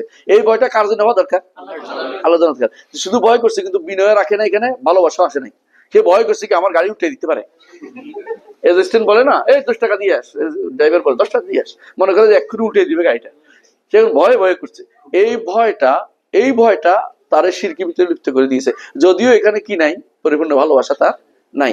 সুতরাং বোঝা যাচ্ছে যে ভয়টা আল্লাহর জন্য কথা, এটা তো ইবাদত। কি ইবাদত? এটা কি দিয়ে ইবাদত করতে হয়? ভয় দিয়ে ইবাদত আল্লাহ করতে হয়, এবং এটা করতে হয়, এটা একটা অপ্রকাশ্য ইবাদত, তাই না? এইটাকেও আল্লাহর জন্য করতে হয়। তাহলে শিরকের জায়গাটা অনেক ব্যাপক, যেটা আমরা কোনোদিন আলোচনা আসতে বলবো। কিন্তু ইবাদতের জায়গাটা মানে তাওহীদের জায়গাটা হইতে হলে অনেকগুলো শর্ত লাগে, আশা বুঝছেন কথাটা? জি পড়েন। وأشهد أن محمدا عبده ورسوله صلى الله عليه وسلم تسليما ওয়াহদাহু আশহাদু আল্লা ইলাহা ইল্লাল্লাহ, আমরা পড়ছি না, লা মাবুদা বিহাক্কি ইল্লাল্লাহ, তাই না? ওয়াহদাহু তাকিদ। ওয়াহদাহু অর্থ আমাদের দেশে অনুবাদ করে লা ইলাহা ইল্লাল্লাহ, ওয়াহদা অর্থ কি? তিনি এক না, এটাও ভুল। ওয়াহদাহুটা হচ্ছে তাকিদ। তাকিদ বুঝেন কিনা? একমাত্র আল্লাহ ব্যতীত কোন সত্য, এটা অর্থ এটা এইভাবে। তিনি একক, আলাদা নাই। হুয়া ওয়াহিদ তো বলে নাই, হুয়া আহাদুন বলে নাই, তিনি একক আলাদা করতে পারবেন না। এটা হচ্ছে এই অনুবাদটা ভুল করে অধিকাংশ কোরআনের মধ্যে অনুবাদের ভুলটা আছে। এটা অনেক জিজ্ঞাসা করে ভালো করে তাদেরকে বলবেন যে লা ইলাহা ইল্লাল্লাহু ওয়াহদাহু, এটা আল্লাহ তাআলার, যে তিনি আল্লাহ তাআলা সম্পর্কে বলা হচ্ছে, বুঝছেন কথাটা? যে তিনি একক এটা নয়, একমাত্র আল্লাহ সম্পর্কে বলা হচ্ছে। তিনি একক, আলাদা বলা হচ্ছে না, কথা বুঝছেন? একমাত্র আল্লাহ ছাড়া সত্য কোনো মাবুদ নেই, এটা অনুবাদ। এটা একমাত্রটা থাকতে হবে, তিনি একক বলা যাবে না, ওই তো বাচ্চি কথা, এটা নাই, এটা কথা। হুয়া আহাদুন, হুয়া ওয়াহিদুন কোনোটাই বলা হয়নি। তো অনুবাদটা এখানে মারাত্মক ভুল আছে। এটা অধিকাংশ তাফসীরের মধ্যে, অনুবাদের মধ্যে, বাংলা অনুবাদে এই ভুলটা আছে। যারা এটা হয়তো খেয়াল করেনি আমাদের ভাইরা, বেশি বললে তো রাগ করবেন, এই জন্য বলতে চাচ্ছি না। তো এরপর হচ্ছে লা শারীকা লাহু, লা শারীকা লাহু, এটা কিসের? এটা হচ্ছে লায়ের আরো তাকিদ দিচ্ছে যে তার কোনো শরীক নাই, আল্লাহর কোনো শরীক নেই। হ্যাঁ, একটার পর একটা তাকিদ দিচ্ছে, কেন? তাওহীদের গুরুত্ব বোঝানোর জন্য। এরপর হচ্ছে ইকরারাম বিহি ওয়া তাওহীদা, এই যে তিনি বলছেন যে শাইখুল ইসলাম ইবনে তাইমিয়া রাহমাতুল্লাহ, যে আমি এটাকে ইকরার করছি এবং তাওহীদের ঘোষণা দিচ্ছি, অর্থাৎ আমি আমার অন্তর থেকে যে বিশ্বাস আছে এটা প্রচার করতেছি, আমার অন্তরের বিশ্বাসটা বলছি, এবং এটা আমি মন থেকে জেনে জেনে বলছি, না জেনে কোনো কথা বলি নাই। না জেনে কথা বলতে অর্থাৎ আমার বিশ্বাস, স্বীকৃতি, আমল তিনটা মিলে আমি বলছি। আমার এলেম, আমার জ্ঞান, আমার আমল এবং আমার বিশ্বাস তিনটা মিলে আমি বলতেছি যে লা আশহাদু আল্লা ইলাহা ইল্লাল্লাহ ওয়াহদাহু লা শারীকা লাহ। এবং এটা যে তাওহীদ এর ঘোষণা দিচ্ছি যে এর মাধ্যমে তাওহীদ প্রকাশ পাবে। আপনারা জানেন তাওহীদের আরো দুটা প্রকার আছে, তাই না? রুবুবিয়্যাহ এবং আসমা ওয়া সিফাত। উনি কিন্তু শুধু উলুহিয়াত নিয়ে আসছে কেন? কারণ যদি উলুহিয়াত ঠিক মতো হয় অন্যগুলি সাধারণত ঠিক হয়ে যায়, কিন্তু উলুহিয়াতে মানুষের সমস্যা বেশি। এই জন্য এটাকে রাসূলুল্লাহ সাল্লাল্লাহু আলাইহি ওয়াসাল্লাম বেশি প্রচার করছেন তখনকার সময়। কিন্তু তখনকার সময় কেউ কোনোদিন রসুলের যুগে, সাহাবীদের যুগ পর্যন্ত কেউ আল্লাহর নাম গুণের মধ্যে শিরিক করে নাই বা অস্বীকার করে নাই। এটা আসছে জাহমিয়াদের মধ্যে, এর পরে আসছে। এই জন্য এটা পরবর্তীতে আমাদেরকে তাওহীদ বলতে তিন অংশ বলতে হবে। আগে বলতো কেন তাওহীদ উলুহিয়ার কথা কেন বলতো? কারণ তখন অন্য জায়গাতে শিরিক হয় না, সমস্যা ছিল না। সমস্যা যখন আসে তখনই আলেমরা বই লেখে। সমস্যা না হলে আমাদের বই লেখার দরকার ছিল না, কোরআন সুন্নাহ যথেষ্ট ছিল। সমস্যা আসছে তখনই বই লেখা আরম্ভ হয়েছে। সর্বপ্রথম তাকদীর উপর বই লিখছেন, এই জন্য যারা লিখেছে তাদের মধ্যে একজন হচ্ছে ইমাম আবু হানিফা রাহমাতুল্লাহ। খুঁজে পাওয়া যায়নি তার বইটা, কিন্তু এনার ছাত্র, ওনাদের ছাত্র ইমাম মালিকের ছাত্র আব্দুল্লাহ ইবনে ওয়াহাব, তিনি বই লিখেছেন তাকদীর উপরে। আগে লেখেন নাই কেন? আগে দরকার হয়নি। আগে দরকার মানুষ সুন্নাহ বললে, হাদিস বললে মেনে নিত। পরে তারা আলাদা বই লিখছেন যে কোরআনে আসছে, হাদিসে আসছে, ইমামরা বলেছে, এগুলো লিখে তারা মানুষকে আবার বুঝাতে চেষ্টা করেছে। এই জন্য বই লিখতে হয়েছে। অনেকে বলে বই এত লেখে কেন? বই লেখে আপনাকে বোঝানোর জন্য। যদি সমস্যা না থাকতো আমরা তো বই লেখার দরকার হচ্ছে। ধরেন এখন এলজিবিটি কিউ, আমরা বোঝার জন্য বলতেছি। এলজিবিটি কিউ আজ থেকে 10 বছর আগে কিটা ছিল না, হয়তো আমরা জানতাম না, হয়তো আমাদের জানা এত ছিল না, মানুষে এত বেশি প্রচার প্রসারও পাইতো না। তো এই জন্য এটার উপরে বই লেখার দরকার হয়নি। কিন্তু এখন তো এটা লিখতে হবে, কারণ মানুষকে বুঝাইতে হবে, এটা ভয়াবহতা জানাতে হবে। ঠিক যখনই সমস্যা আছে তখন সমস্যার সমাধানে বই লিখতে হয়।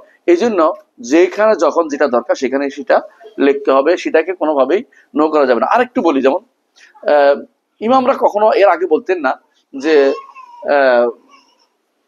আল্লাহ তাআলা কোথায় বলতেন যে হুয়া ফাওকাল আরশে বাইরু মিন খালকি। আল্লাহ তাআলা আরশের উপরে, আরশের উপরে এবং সৃষ্টির উপরে, সৃষ্টি থেকে আলাদা। এই কথাটা ইমাম আহমদ ইবনে হাম্বল বা পরবর্তীরা বলছে। আগে বলেন নাই কেন? আগে এই সমস্যা আসে সবাই বুঝতো যে আল্লাহ কোথায়, আরশের উপরে আলাদা, এটা সবাই বিশ্বাস করতো। কিন্তু যখন এই সমস্যাটা আসছে যে এদের মধ্যে কেউ কেউ মনে করতেছে আল্লাহ ভিতরে, তখনই আল্লাহ ওই ইমামরা জোর করে এটা বললেন যে বা ইনুমিন খালকি বলতে হবে, যে সৃষ্টি থেকে আলাদা, সৃষ্টি থেকে তিনি আলাদা। কারণ সৃষ্টি থেকে আলাদা না বললে এখন আর এই চুপ থাকার কোনো সুযোগ নাই। এখন যে এই জন্য আহমদ ইবনে হাম্বল তখন যদি কেউ বলতো যে আল কোরআনু কালামুল্লাহ, বলতে এরপরে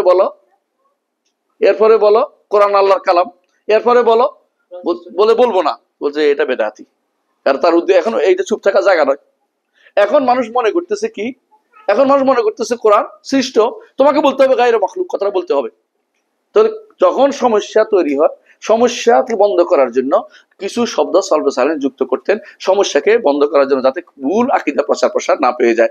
এইটা তখন বেদাত বলা হবে না, এটা হলো মাসালে মুরসালা। এটা বলা হয় যে মুক্তাদি, মানে দাবি করতেছে, এটা শুধু মাসলাহাত এটা নয়, এটা দাবি করতেছে, এটা কোনো ওয়াজিবও হয়ে যায় কখনো কখনো, এটা বলা তখন ওয়াজিব হয়ে যায়। কথা বুঝতে পারছি? তাহলে বোঝা যাচ্ছে যে কখনো কখনো প্রয়োজনে সেটা বলতে হয়। তো এইখানে তিনি কি জন্য এটা বলেছেন? কারণ এটা আমাদের সব সময় যে আমাদের যে সাধারণভাবে তাওহীদের ঘোষণা যখন আসে তখন আমরা বলি আশহাদু আল্লা ইলাহা ইল্লাল্লাহ ওয়া আশহাদু আন্না মুহাম্মাদান। সেজন্য তিনি এটাকে উল্লেখ করেছেন যে ওয়া আশহাদু আল্লা ইলাহা ইল্লাল্লাহ ওয়াহদাহু লা শারীকা লাহ।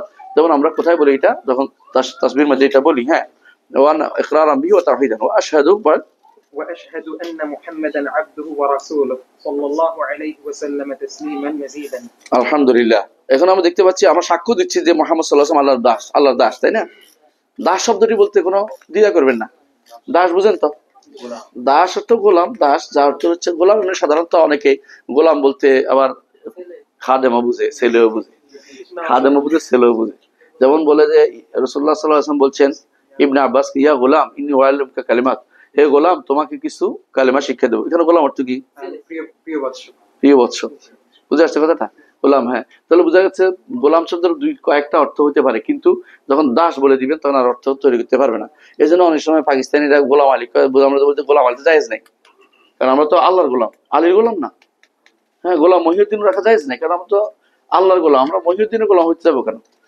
তখন ওরা বলে যে গোলাম অর্থ খাদেম, মানে এটা বানাইছি একটা পয়সা যাতে করে বাঁচার পর বলে খাদেম খেয়ে মরে গেছে, তুমি কি খেদমত করবে কি করে?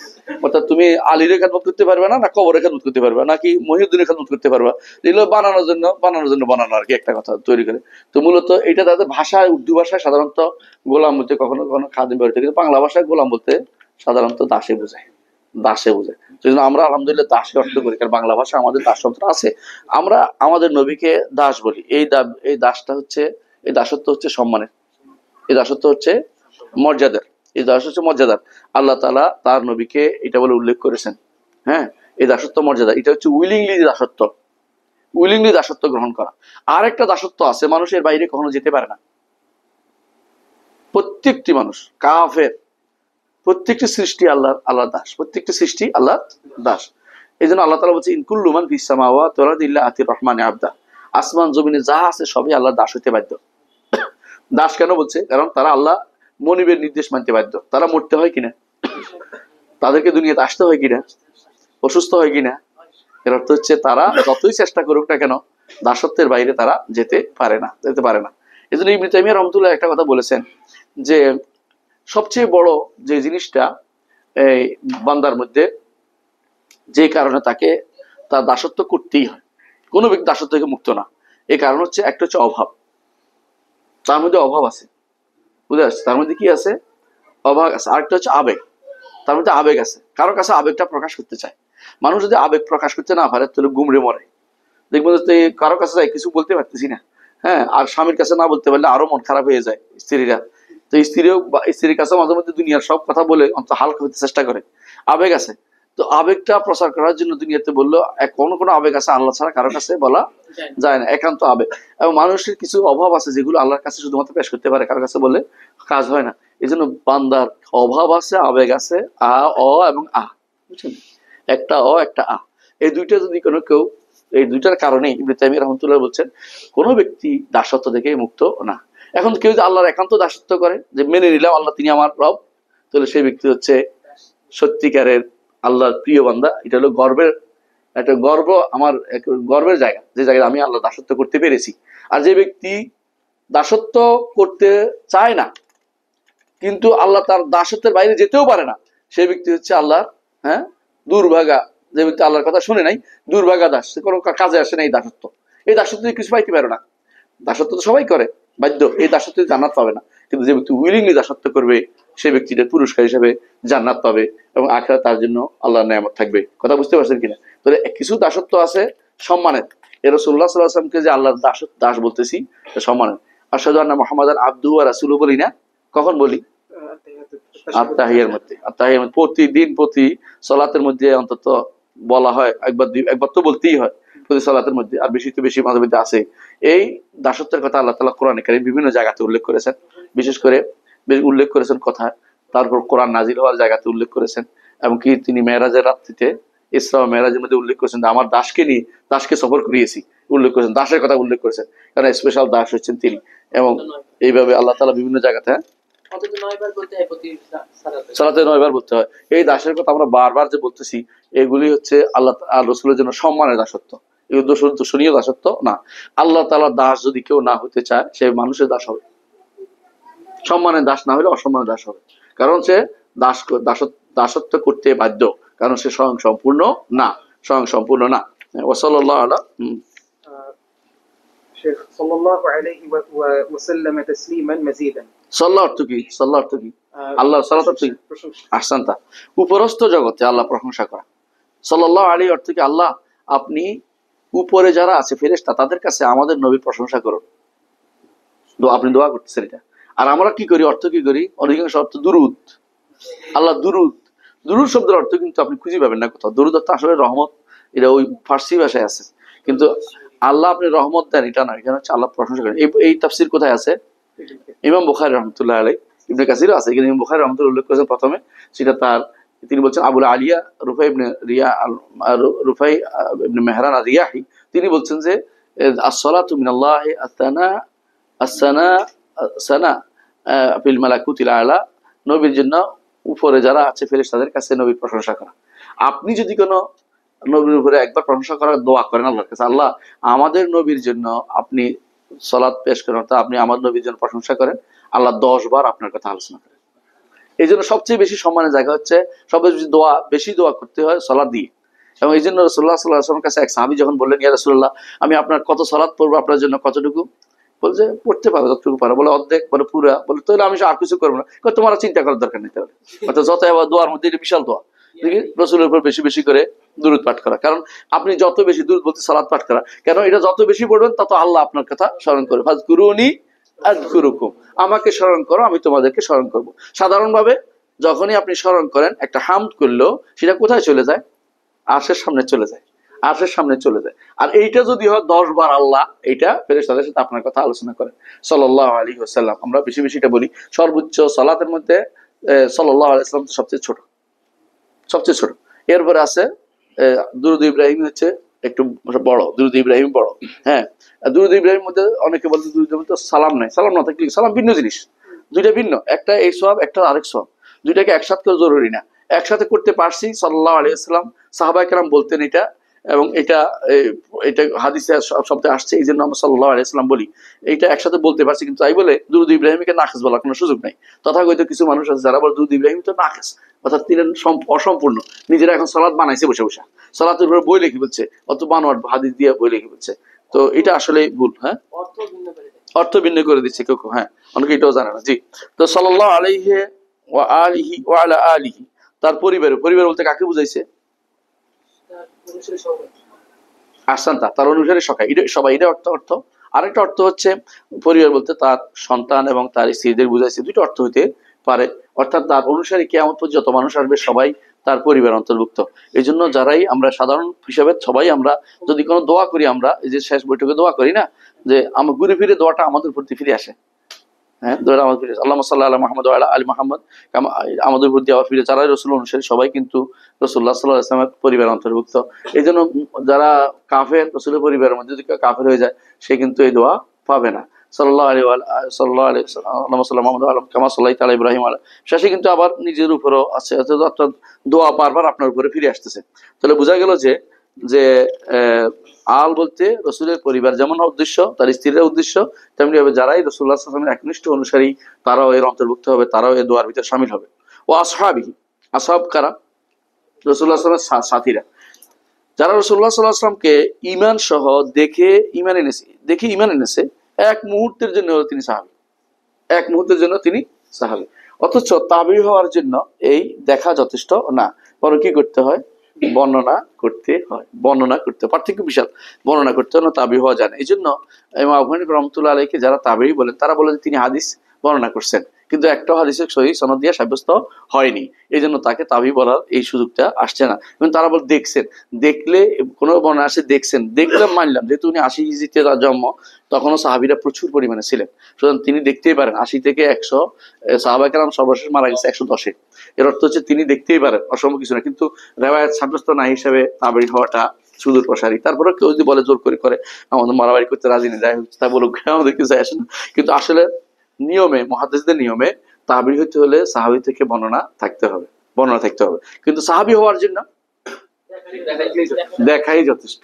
যে ব্যক্তি ক্ষণিকের জন্য মুহাম্মদ সাল্লাল্লাহু আলাইহি ওয়াসাল্লামকে ঈমান সহ দেখেছে, সেই ব্যক্তি দুনিয়ার অন্যান্য সকল মানুষ চেয়ে, সাহাবী ছাড়া অন্য সকল মানুষের চেয়ে শ্রেষ্ঠ, সকল মানুষের চেয়ে শ্রেষ্ঠ। উমর ইবনে আব্দুল আজিজ রহমতুল্লাহ আলাইহি, এই জন্য মুআবিয়া রাদিয়াল্লাহু আনহু তাদের সবার থেকে শ্রেষ্ঠ, মুআবিয়া রাদিয়াল্লাহু আনহু উমর ইবনে আব্দুল আজিজ থেকেও শ্রেষ্ঠ, এটা মনে রাখতে হবে আমাদের। কোনটা? ওরা সাক্ষাতের কারণ হয়ে যাবে, জি। আচ্ছা, এখানে দুইটা জিনিস আমরা দেখতে পাচ্ছি, লম্বা করবো তারপরে আম্মা বা'দু, জি অসুবিধা নেই। অর্থাৎ সালামের কথা এরপরে বলা হয়েছে, সালাতু সালাম আমরা রাসূলুল্লাহ সাল্লাল্লাহু আলাইহি ওয়াসাল্লামের কাছে পেশ করি। হ্যাঁ, আম্মা বা'দু, জি। আম্মা বা'দ শব্দটা সাধারণত আরবরা ব্যবহার করে, আগের সালাতু সালাম সাধারণত কথার আগে থাকে। এটা হচ্ছে নিয়ম, যে কোনো কথার আগে বিসমিল্লাহ, আলহামদুলিল্লাহ, আসসালাতু ওয়াসসালামু আলা রাসূলিল্লাহ, কয়টা হইলো? বিসমিল্লাহ হইলো। যদি এর সাথে যুক্ত করেন বিসমিল্লাহ আলহামদুলিল্লাহ, তাহলে আরো বেশি ভালো। বিসমিল্লাহ আলহামদুলিল্লাহ ওয়াসসালাতু ওয়াসসালামু আলা রাসূলিল্লাহ, তাহলে তিনটা বিসমিল্লাহ দিয়ে শুরু হইলো, হামদ হইলো, সালাত হইলো। এইভাবে নিয়ম হচ্ছে সবসময় চলে আসা, এটা আমার দার্সের নিয়ম। এবং এটাই হচ্ছে এখন পর্যন্ত সৌদি আরবে দেখবেন যে আলেমরা এইভাবে দার্স দেয়, এবং এটা যুগ ধরে নিয়ে চলে আসছে। আমাদের সমাজে একটা নতুন চালু হয়েছে, একটা কি, কোরআন তেলাওয়াত করতে হবে। যে কোরআন তেলাওয়াতকে একজন বৈঠকে বসে বলে একজন কোরআন তেলাওয়াত করেন, এটা যদি নিয়ম বানিয়ে ফেলে তো বেদাত হবে, নিয়ম বানিয়ে ফেলে বেদাত হবে। কথা বুঝছেন কিনা? আপনাদের সংসদ মাঝে মধ্যে কোরআন তেলাওয়াত, গীতা পাঠ, এরপরে ত্রিপিটক পাঠ, এরপরে অমুক পাঠ তমুক পাঠ শুরু হয়েছে কি দেশটার মধ্যে। মানে আপনি কোরআনের সাথে অন্য কিছু মিলাইতে পারবেন না, মনে রাখবেন এটা। এই জন্য আমার ইউনিভার্সিটি কেউ বলে অন্যরা পাঠ কেন না, আজকে আমরা কোরআন পাঠ করবো না, দেখি কি দিয়ে পাঠ করো তোমরা। তাদের তাদেরকে মর্যাদা না, আমাদের আসলে উঠতে চায়, যাতে উঠতে চায়। কথা বুঝছেন কিনা? মনে রাখবেন আল্লাহ তাআলা নিষেধ করে দিয়েছেন, ওয়ালা তালবিসুল হাক্কা বিল বাতিল, হক এবং বাতিলকে একসাথে করো না। এই জন্য কখনো এটার সাথে আসতে পারে না। আপনি কোনো পড়ার দরকার, এমনিতেই মূলত এটা একটা অতিরিক্ত জিনিস, এটাকে নিয়ম নাই। তারপর আপনি এটা দিয়ে চালু করে এবং অন্যগুলিকে এটা দ্বারা কি করছেন, হ্যাঁ হালাল করতে চাচ্ছেন, ওগুলিকে ইকুয়াল বানাচ্ছেন আপনি। এটা কখনো জায়েজ নাই, এটা কখনো হইতে পারে না। এটা ইন্টারফেথের সিম্বল, যারা সবগুলি চালাতে চায় যে হ্যাঁ 5 মিনিট 10 মিনিট পর্যন্ত এটাও চলে, এটাও চলে, এটাও চলে না, আমরা এটা চলে না, একটু বাদ, কিছু লাগবে না। আমি এরকম পরামর্শ দিই মাঝে মধ্যে যাদেরকে এরকম, যাদের আমার কথা শুনে তাদেরকে বলি যে আপনি যাইয়ে শুরু করেন বিসমিল্লাহ আলহামদুলিল্লাহ, আজকে বিসমিল্লাহ, তাড়াতাড়ি তাড়াতাড়ি বিসমিল্লাহ আলহামদুলিল্লাহ, কারণ তাদের বন্ধ করা যায়। কারণ এটা যদি একবার চালু হয় আপনি বন্ধ করতে পারতেছেন না, আপনি মহা বিপদে আছেন না। কিন্তু বেদাত বেদাত শুধু কুফরি হয়ে যাবে। কেউ যদি মনে করে যে একসাথে সবগুলো চলতে পারে তাহলে কাফের। কারণ মুসলিম হওয়ার জন্য শর্ত কি? সর্বশেষ শিরক এবং মুশরিকদের থেকে বিমুক্ত ঘোষণা করা। আর আপনি সবগুলি একসাথে চালিয়ে দিলেন। কারণ মুসলিম হওয়াতে 3টা কারণ, তাই না? পড়ছি না আমরা কি? 1 নম্বর হচ্ছে তাওহীদ নিয়ে আত্মসমর্পণ, 2 নম্বর হচ্ছে আনুগত্যের জন্য মাথা পেতে দেয়া, 2 নম্বর, 3 নম্বর হচ্ছে শিরক এবং মুশরিকদের থেকে বিমুক্ত ঘোষণা। এই 3টি যদি কোনো কেউ না পূরণ করে সে মুসলিম হতে পারে না। আবার বলবো, 1 নম্বর হচ্ছে আল ইসতিসলাম লিল্লাহি বিত্তাওহীদ, আল ইসতিসলাম লিল্লাহি বিত্তাওহীদ, তাওহীদ নিয়ে আল্লাহর জন্য আল্লাহর কাছে আত্মসমর্পণ করতে হবে। আল ইনকিয়াদ লাহু বিত্তা, আনুগত্য জন্য মাথা পেতে দিতে হবে। শুধু তাওহীদ মানছি তা না, আনুগত্যও করি, নির্দেশটাও মানি, নিষেধটাও পরিত্যাগ করার জন্য আমি তৈরি আছি। ভুল হতেই পারে আমার, কিন্তু আমি মন থেকে নিয়েছি, আমি মানবো, আল্লাহর কথা মানবো, রসুলের কথা মানবো, আল্লাহ নির্দেশ মানবো, রসুলের নিষেধ পরিত্যাগ করবো, আল্লাহ নিষেধ বাদ দিব, এটার জন্য আমি প্রস্তুত হয়ে আছি। 2টা জিনিস নিশ্চিত করেন। ভুল হতেই পারে মাঝে মধ্যে এটার মধ্যে, কিন্তু ভুল হলে ফিরে আসবো তাড়াতাড়ি। মানে আমি করবো না, বেপরোয়া ভাব দেখাবো না যে আমি কিছু মানি না, তাহলে তো কাফের হয়ে যাবে, সাথে মুসলিমা থাকবে না। তাহলে 1 নম্বর হলো কি? তাওহীদ নিয়ে আত্মসমর্পণ। 2 নম্বর হলে আনুগত্যের সাথে মাথা পেতে দেয়া, মাথা পেতে। 3 নম্বর হচ্ছে শিরক এবং মুশরিকদের থেকে সম্পর্ক চ্যুতি, শিরক এবং মুশরিকদের থেকে সম্পর্ক চ্যুতি। এইটা যদি কারো না থাকে সে ব্যক্তি মুসলিম হতে পারে। 3টা জিনিস লাগবেই। আপনি যদি মনে করেন যে শিরক মুশরিকরা তো আমাদের ভাই, ওরা তো নাস্তিকরা আমাদের ভাই, তাহলে আপনি জাহেল, আপনার জাহালত আমি দূর করতে পারবো না। আপনি এখন মুসলিম হইতে পারেন নাই। কারণ আপনাকে বুঝতে হবে মুসলিম মানে এই সংজ্ঞা অর্থই হচ্ছে আমি আলাদা, আমি আলাদা। রাসূলুল্লাহ সাল্লাল্লাহু আলাইহি ওয়াসাল্লাম এটাই বুঝতেন, আলাদা আলাদা বুঝতেন। কোনোদিন কেউ সাহাবা কোনোদিন বলেন নাই যে ও কাফের আমি মুসলিম, আমরা একসাথে চলাফেরা করতেছি, এটা নাই। এরা সম্পূর্ণ বলতেছে যদি হ্যাঁ ব্যবসার কারণে চলতেন সমস্যা নাই, দুনিয়ার ব্যস্ততার কারণে একে অপরকে এটা করবে দুনিয়ার কর্মকাণ্ডের কারণে, ঠিক আছে, অন্তর থেকে অবশ্যই আলাদা হইতে হবে। কারণ সে সবচেয়ে বড় দুর্ভাগ্য জানান, সে আল্লাহর সাথে শরীক করে, সে আল্লাহর সাথে শরীক করে। যত ভালো ব্যবহার করুক না কেন, যে ব্যক্তি আল্লাহর সাথে শরীক করে তার কাছে কোনো কিছুই নাই, তার কাছে কোনো কিছু তার সাথে আমার সম্পর্ক থাকতে পারে না। এই জন্য শিরক এবং মুশরিক থেকে মুক্তি জিনিসটা অবশ্যই রাখতে হবে মুসলিম হওয়ার জন্য। মুসলিম যদি না হন তাহলে আপনার আর কিছু পাওয়ার মতো কোনো কিছু থাকবে না। বুঝে আসছে কথাটা? এই জন্য কখনো এই একসাথে দিবেন না। আম্মা বাদ, প্রথমে কি আম্মা বাদ অর্থ কি? আমি আগে আল্লাহর নামে শুরু করছি, আল্লাহর প্রশংসা করছি, নবীর উপরে সালাত সালাম পেশ করছি, কেমন? এরপরে আমি আমার বক্তব্য শুরু করতে যাচ্ছি। আমাদের সমাজে প্রথমেই তো কতক্ষণ হ্যাঁ গজল, এরপরে কতক্ষণ নবীর নামে নাতিয়া, গজল নাতিয়া, এরপরে আরো কত কিছু যে বেরোতার হিসাব নেই। হ্যাঁ বালাগাল উল্লাহ, মানে এর যেগুলি দরকার নাই, দুনিয়াতে ইসলামে কোনো ছিলই না সেগুলি। আচ্ছা বালাগাল উল্লাহ কোথেকে কখন আবিষ্কার হলো, কত সালে বুঝি আমি? হ্যাঁ 8ম শতাব্দীর দিকে, 7ম 8ম শতাব্দীর দিকে গেছে। এই সময়ে 7ম শতাব্দী 8ম শতাব্দীর দিকে, ওই অথবা 5ম শতাব্দী দিলাম, ওই সময়ে যে এর আগে যারা বালাগাল উল্লাহ জানে না ওরা কি মুসলমান ছিল? জিজ্ঞাসা করতো ওরা কিভাবে শুরু করতো। মানে আমরা এমন কাজ শুরু করি যেগুলি আসলে শরীয়তের সাথে সম্পৃক্ততা নাই, কিন্তু এগুলিকে আমরা বেশি গুরুত্ব দিয়ে আরম্ভ করে দিয়েছি। এই জন্য অনেকেই দেখি আমার ইয়াতে আগে কোথাও আমি ওয়াজে গেলে কেউ বলে জাগরণী করে না, কোনো জাগরণী নেই।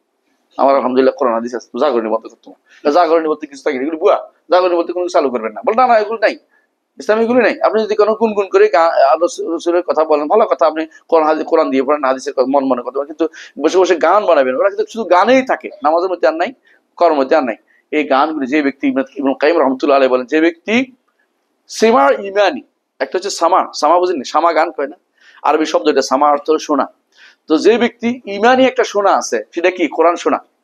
রাসূলুল্লাহ সাল্লাল্লাহু আলাইহি ওয়াসাল্লাম সাহাবীদেরকে বলছেন, তুমি পড়ো আমি শুনি, বলছে কিনা? এটা কোনটা? কোরআন? নাকি বলছে তুমি গান গাও আমি শুনি? না, কোরআন তিনি বলছে তুমি পড়ো আমি শুনি। বলছি ইয়া রাসূলুল্লাহ, আপনার উপর নাজিল হয়েছে, আপনি শুনতে চান? আমি পড়বো? বলে হ্যাঁ আমার উপর নাজিল হয়েছে, আমি শুনতে চাই, তুমি পড়ো। কিন্তু অন্য কাউকে মাঝে মধ্যে কসিদা গাইছে, বলতে পারেন যে কসিদা গাইছে, কিন্তু কসিদা তো রাসূল ডেকে আনি বলেন আমার কসিদা রচনা করো বলেন নাই।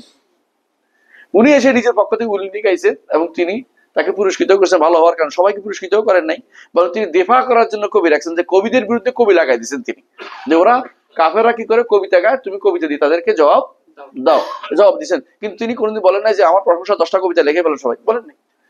নাউজুবিল্লাহ, এটা তিনি করেন নাই, কারণ এটা মানা করতে যে তোমরা বাড়াবাড়ি করিও না, বরং আমি আল্লাহর বান্দা, আল্লাহর দাস এবং রাসূল, এটা বলো।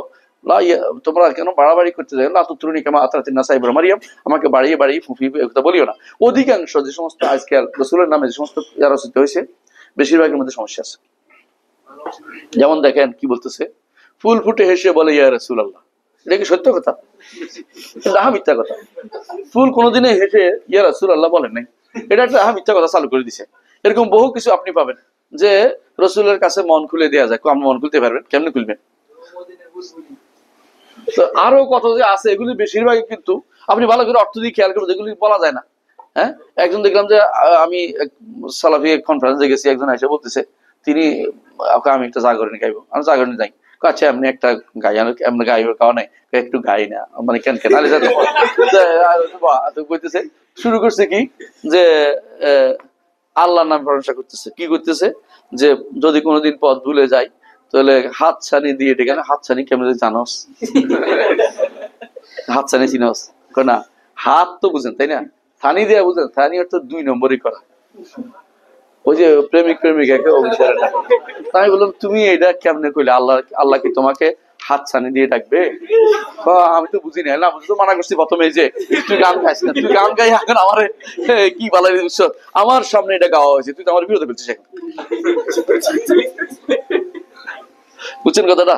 এই জন্য অধিকাংশ এই সমস্ত গানের মধ্যে সমস্যা আছে, এই সমস্ত গান থেকে দূরে থাকবেন। যদি আপনার মনে সবচেয়ে ভালো সুন্দর হয়, যদি মনে মাসে কোরআন শরীফ পড়বেন, কোরআনের চেয়ে উত্তম সামা আর কিছু হইতে পারে না।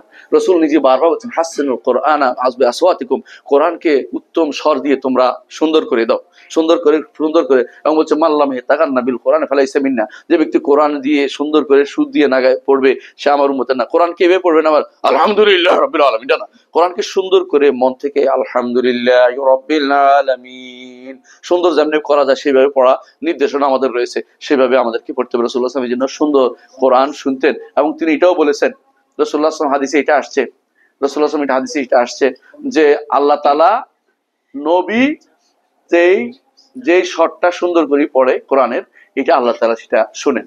তাহলে আল্লাহ তাআলা সেটা শুনেন, হাদিসে আসছে। আল্লাহ তাআলা যেটা শুনে সেটা পড়ে, উল্টাটা না করি। আল্লাহ আমাদের বুঝার তৌফিক দান। আজকে বোধহয় এখানে থাকবো নাকি? জি, সুবহানাকাল্লাহু ওয়া বিহামদিকা আশহাদু আল্লা ইলাহা ইল্লা আনতা আস্তাগফিরুকা ওয়া আতুবু ইলাইক। আসসালামু আলাইকুম ওয়া রাহমাতুল্লাহি ওয়া বারাকাতুহু।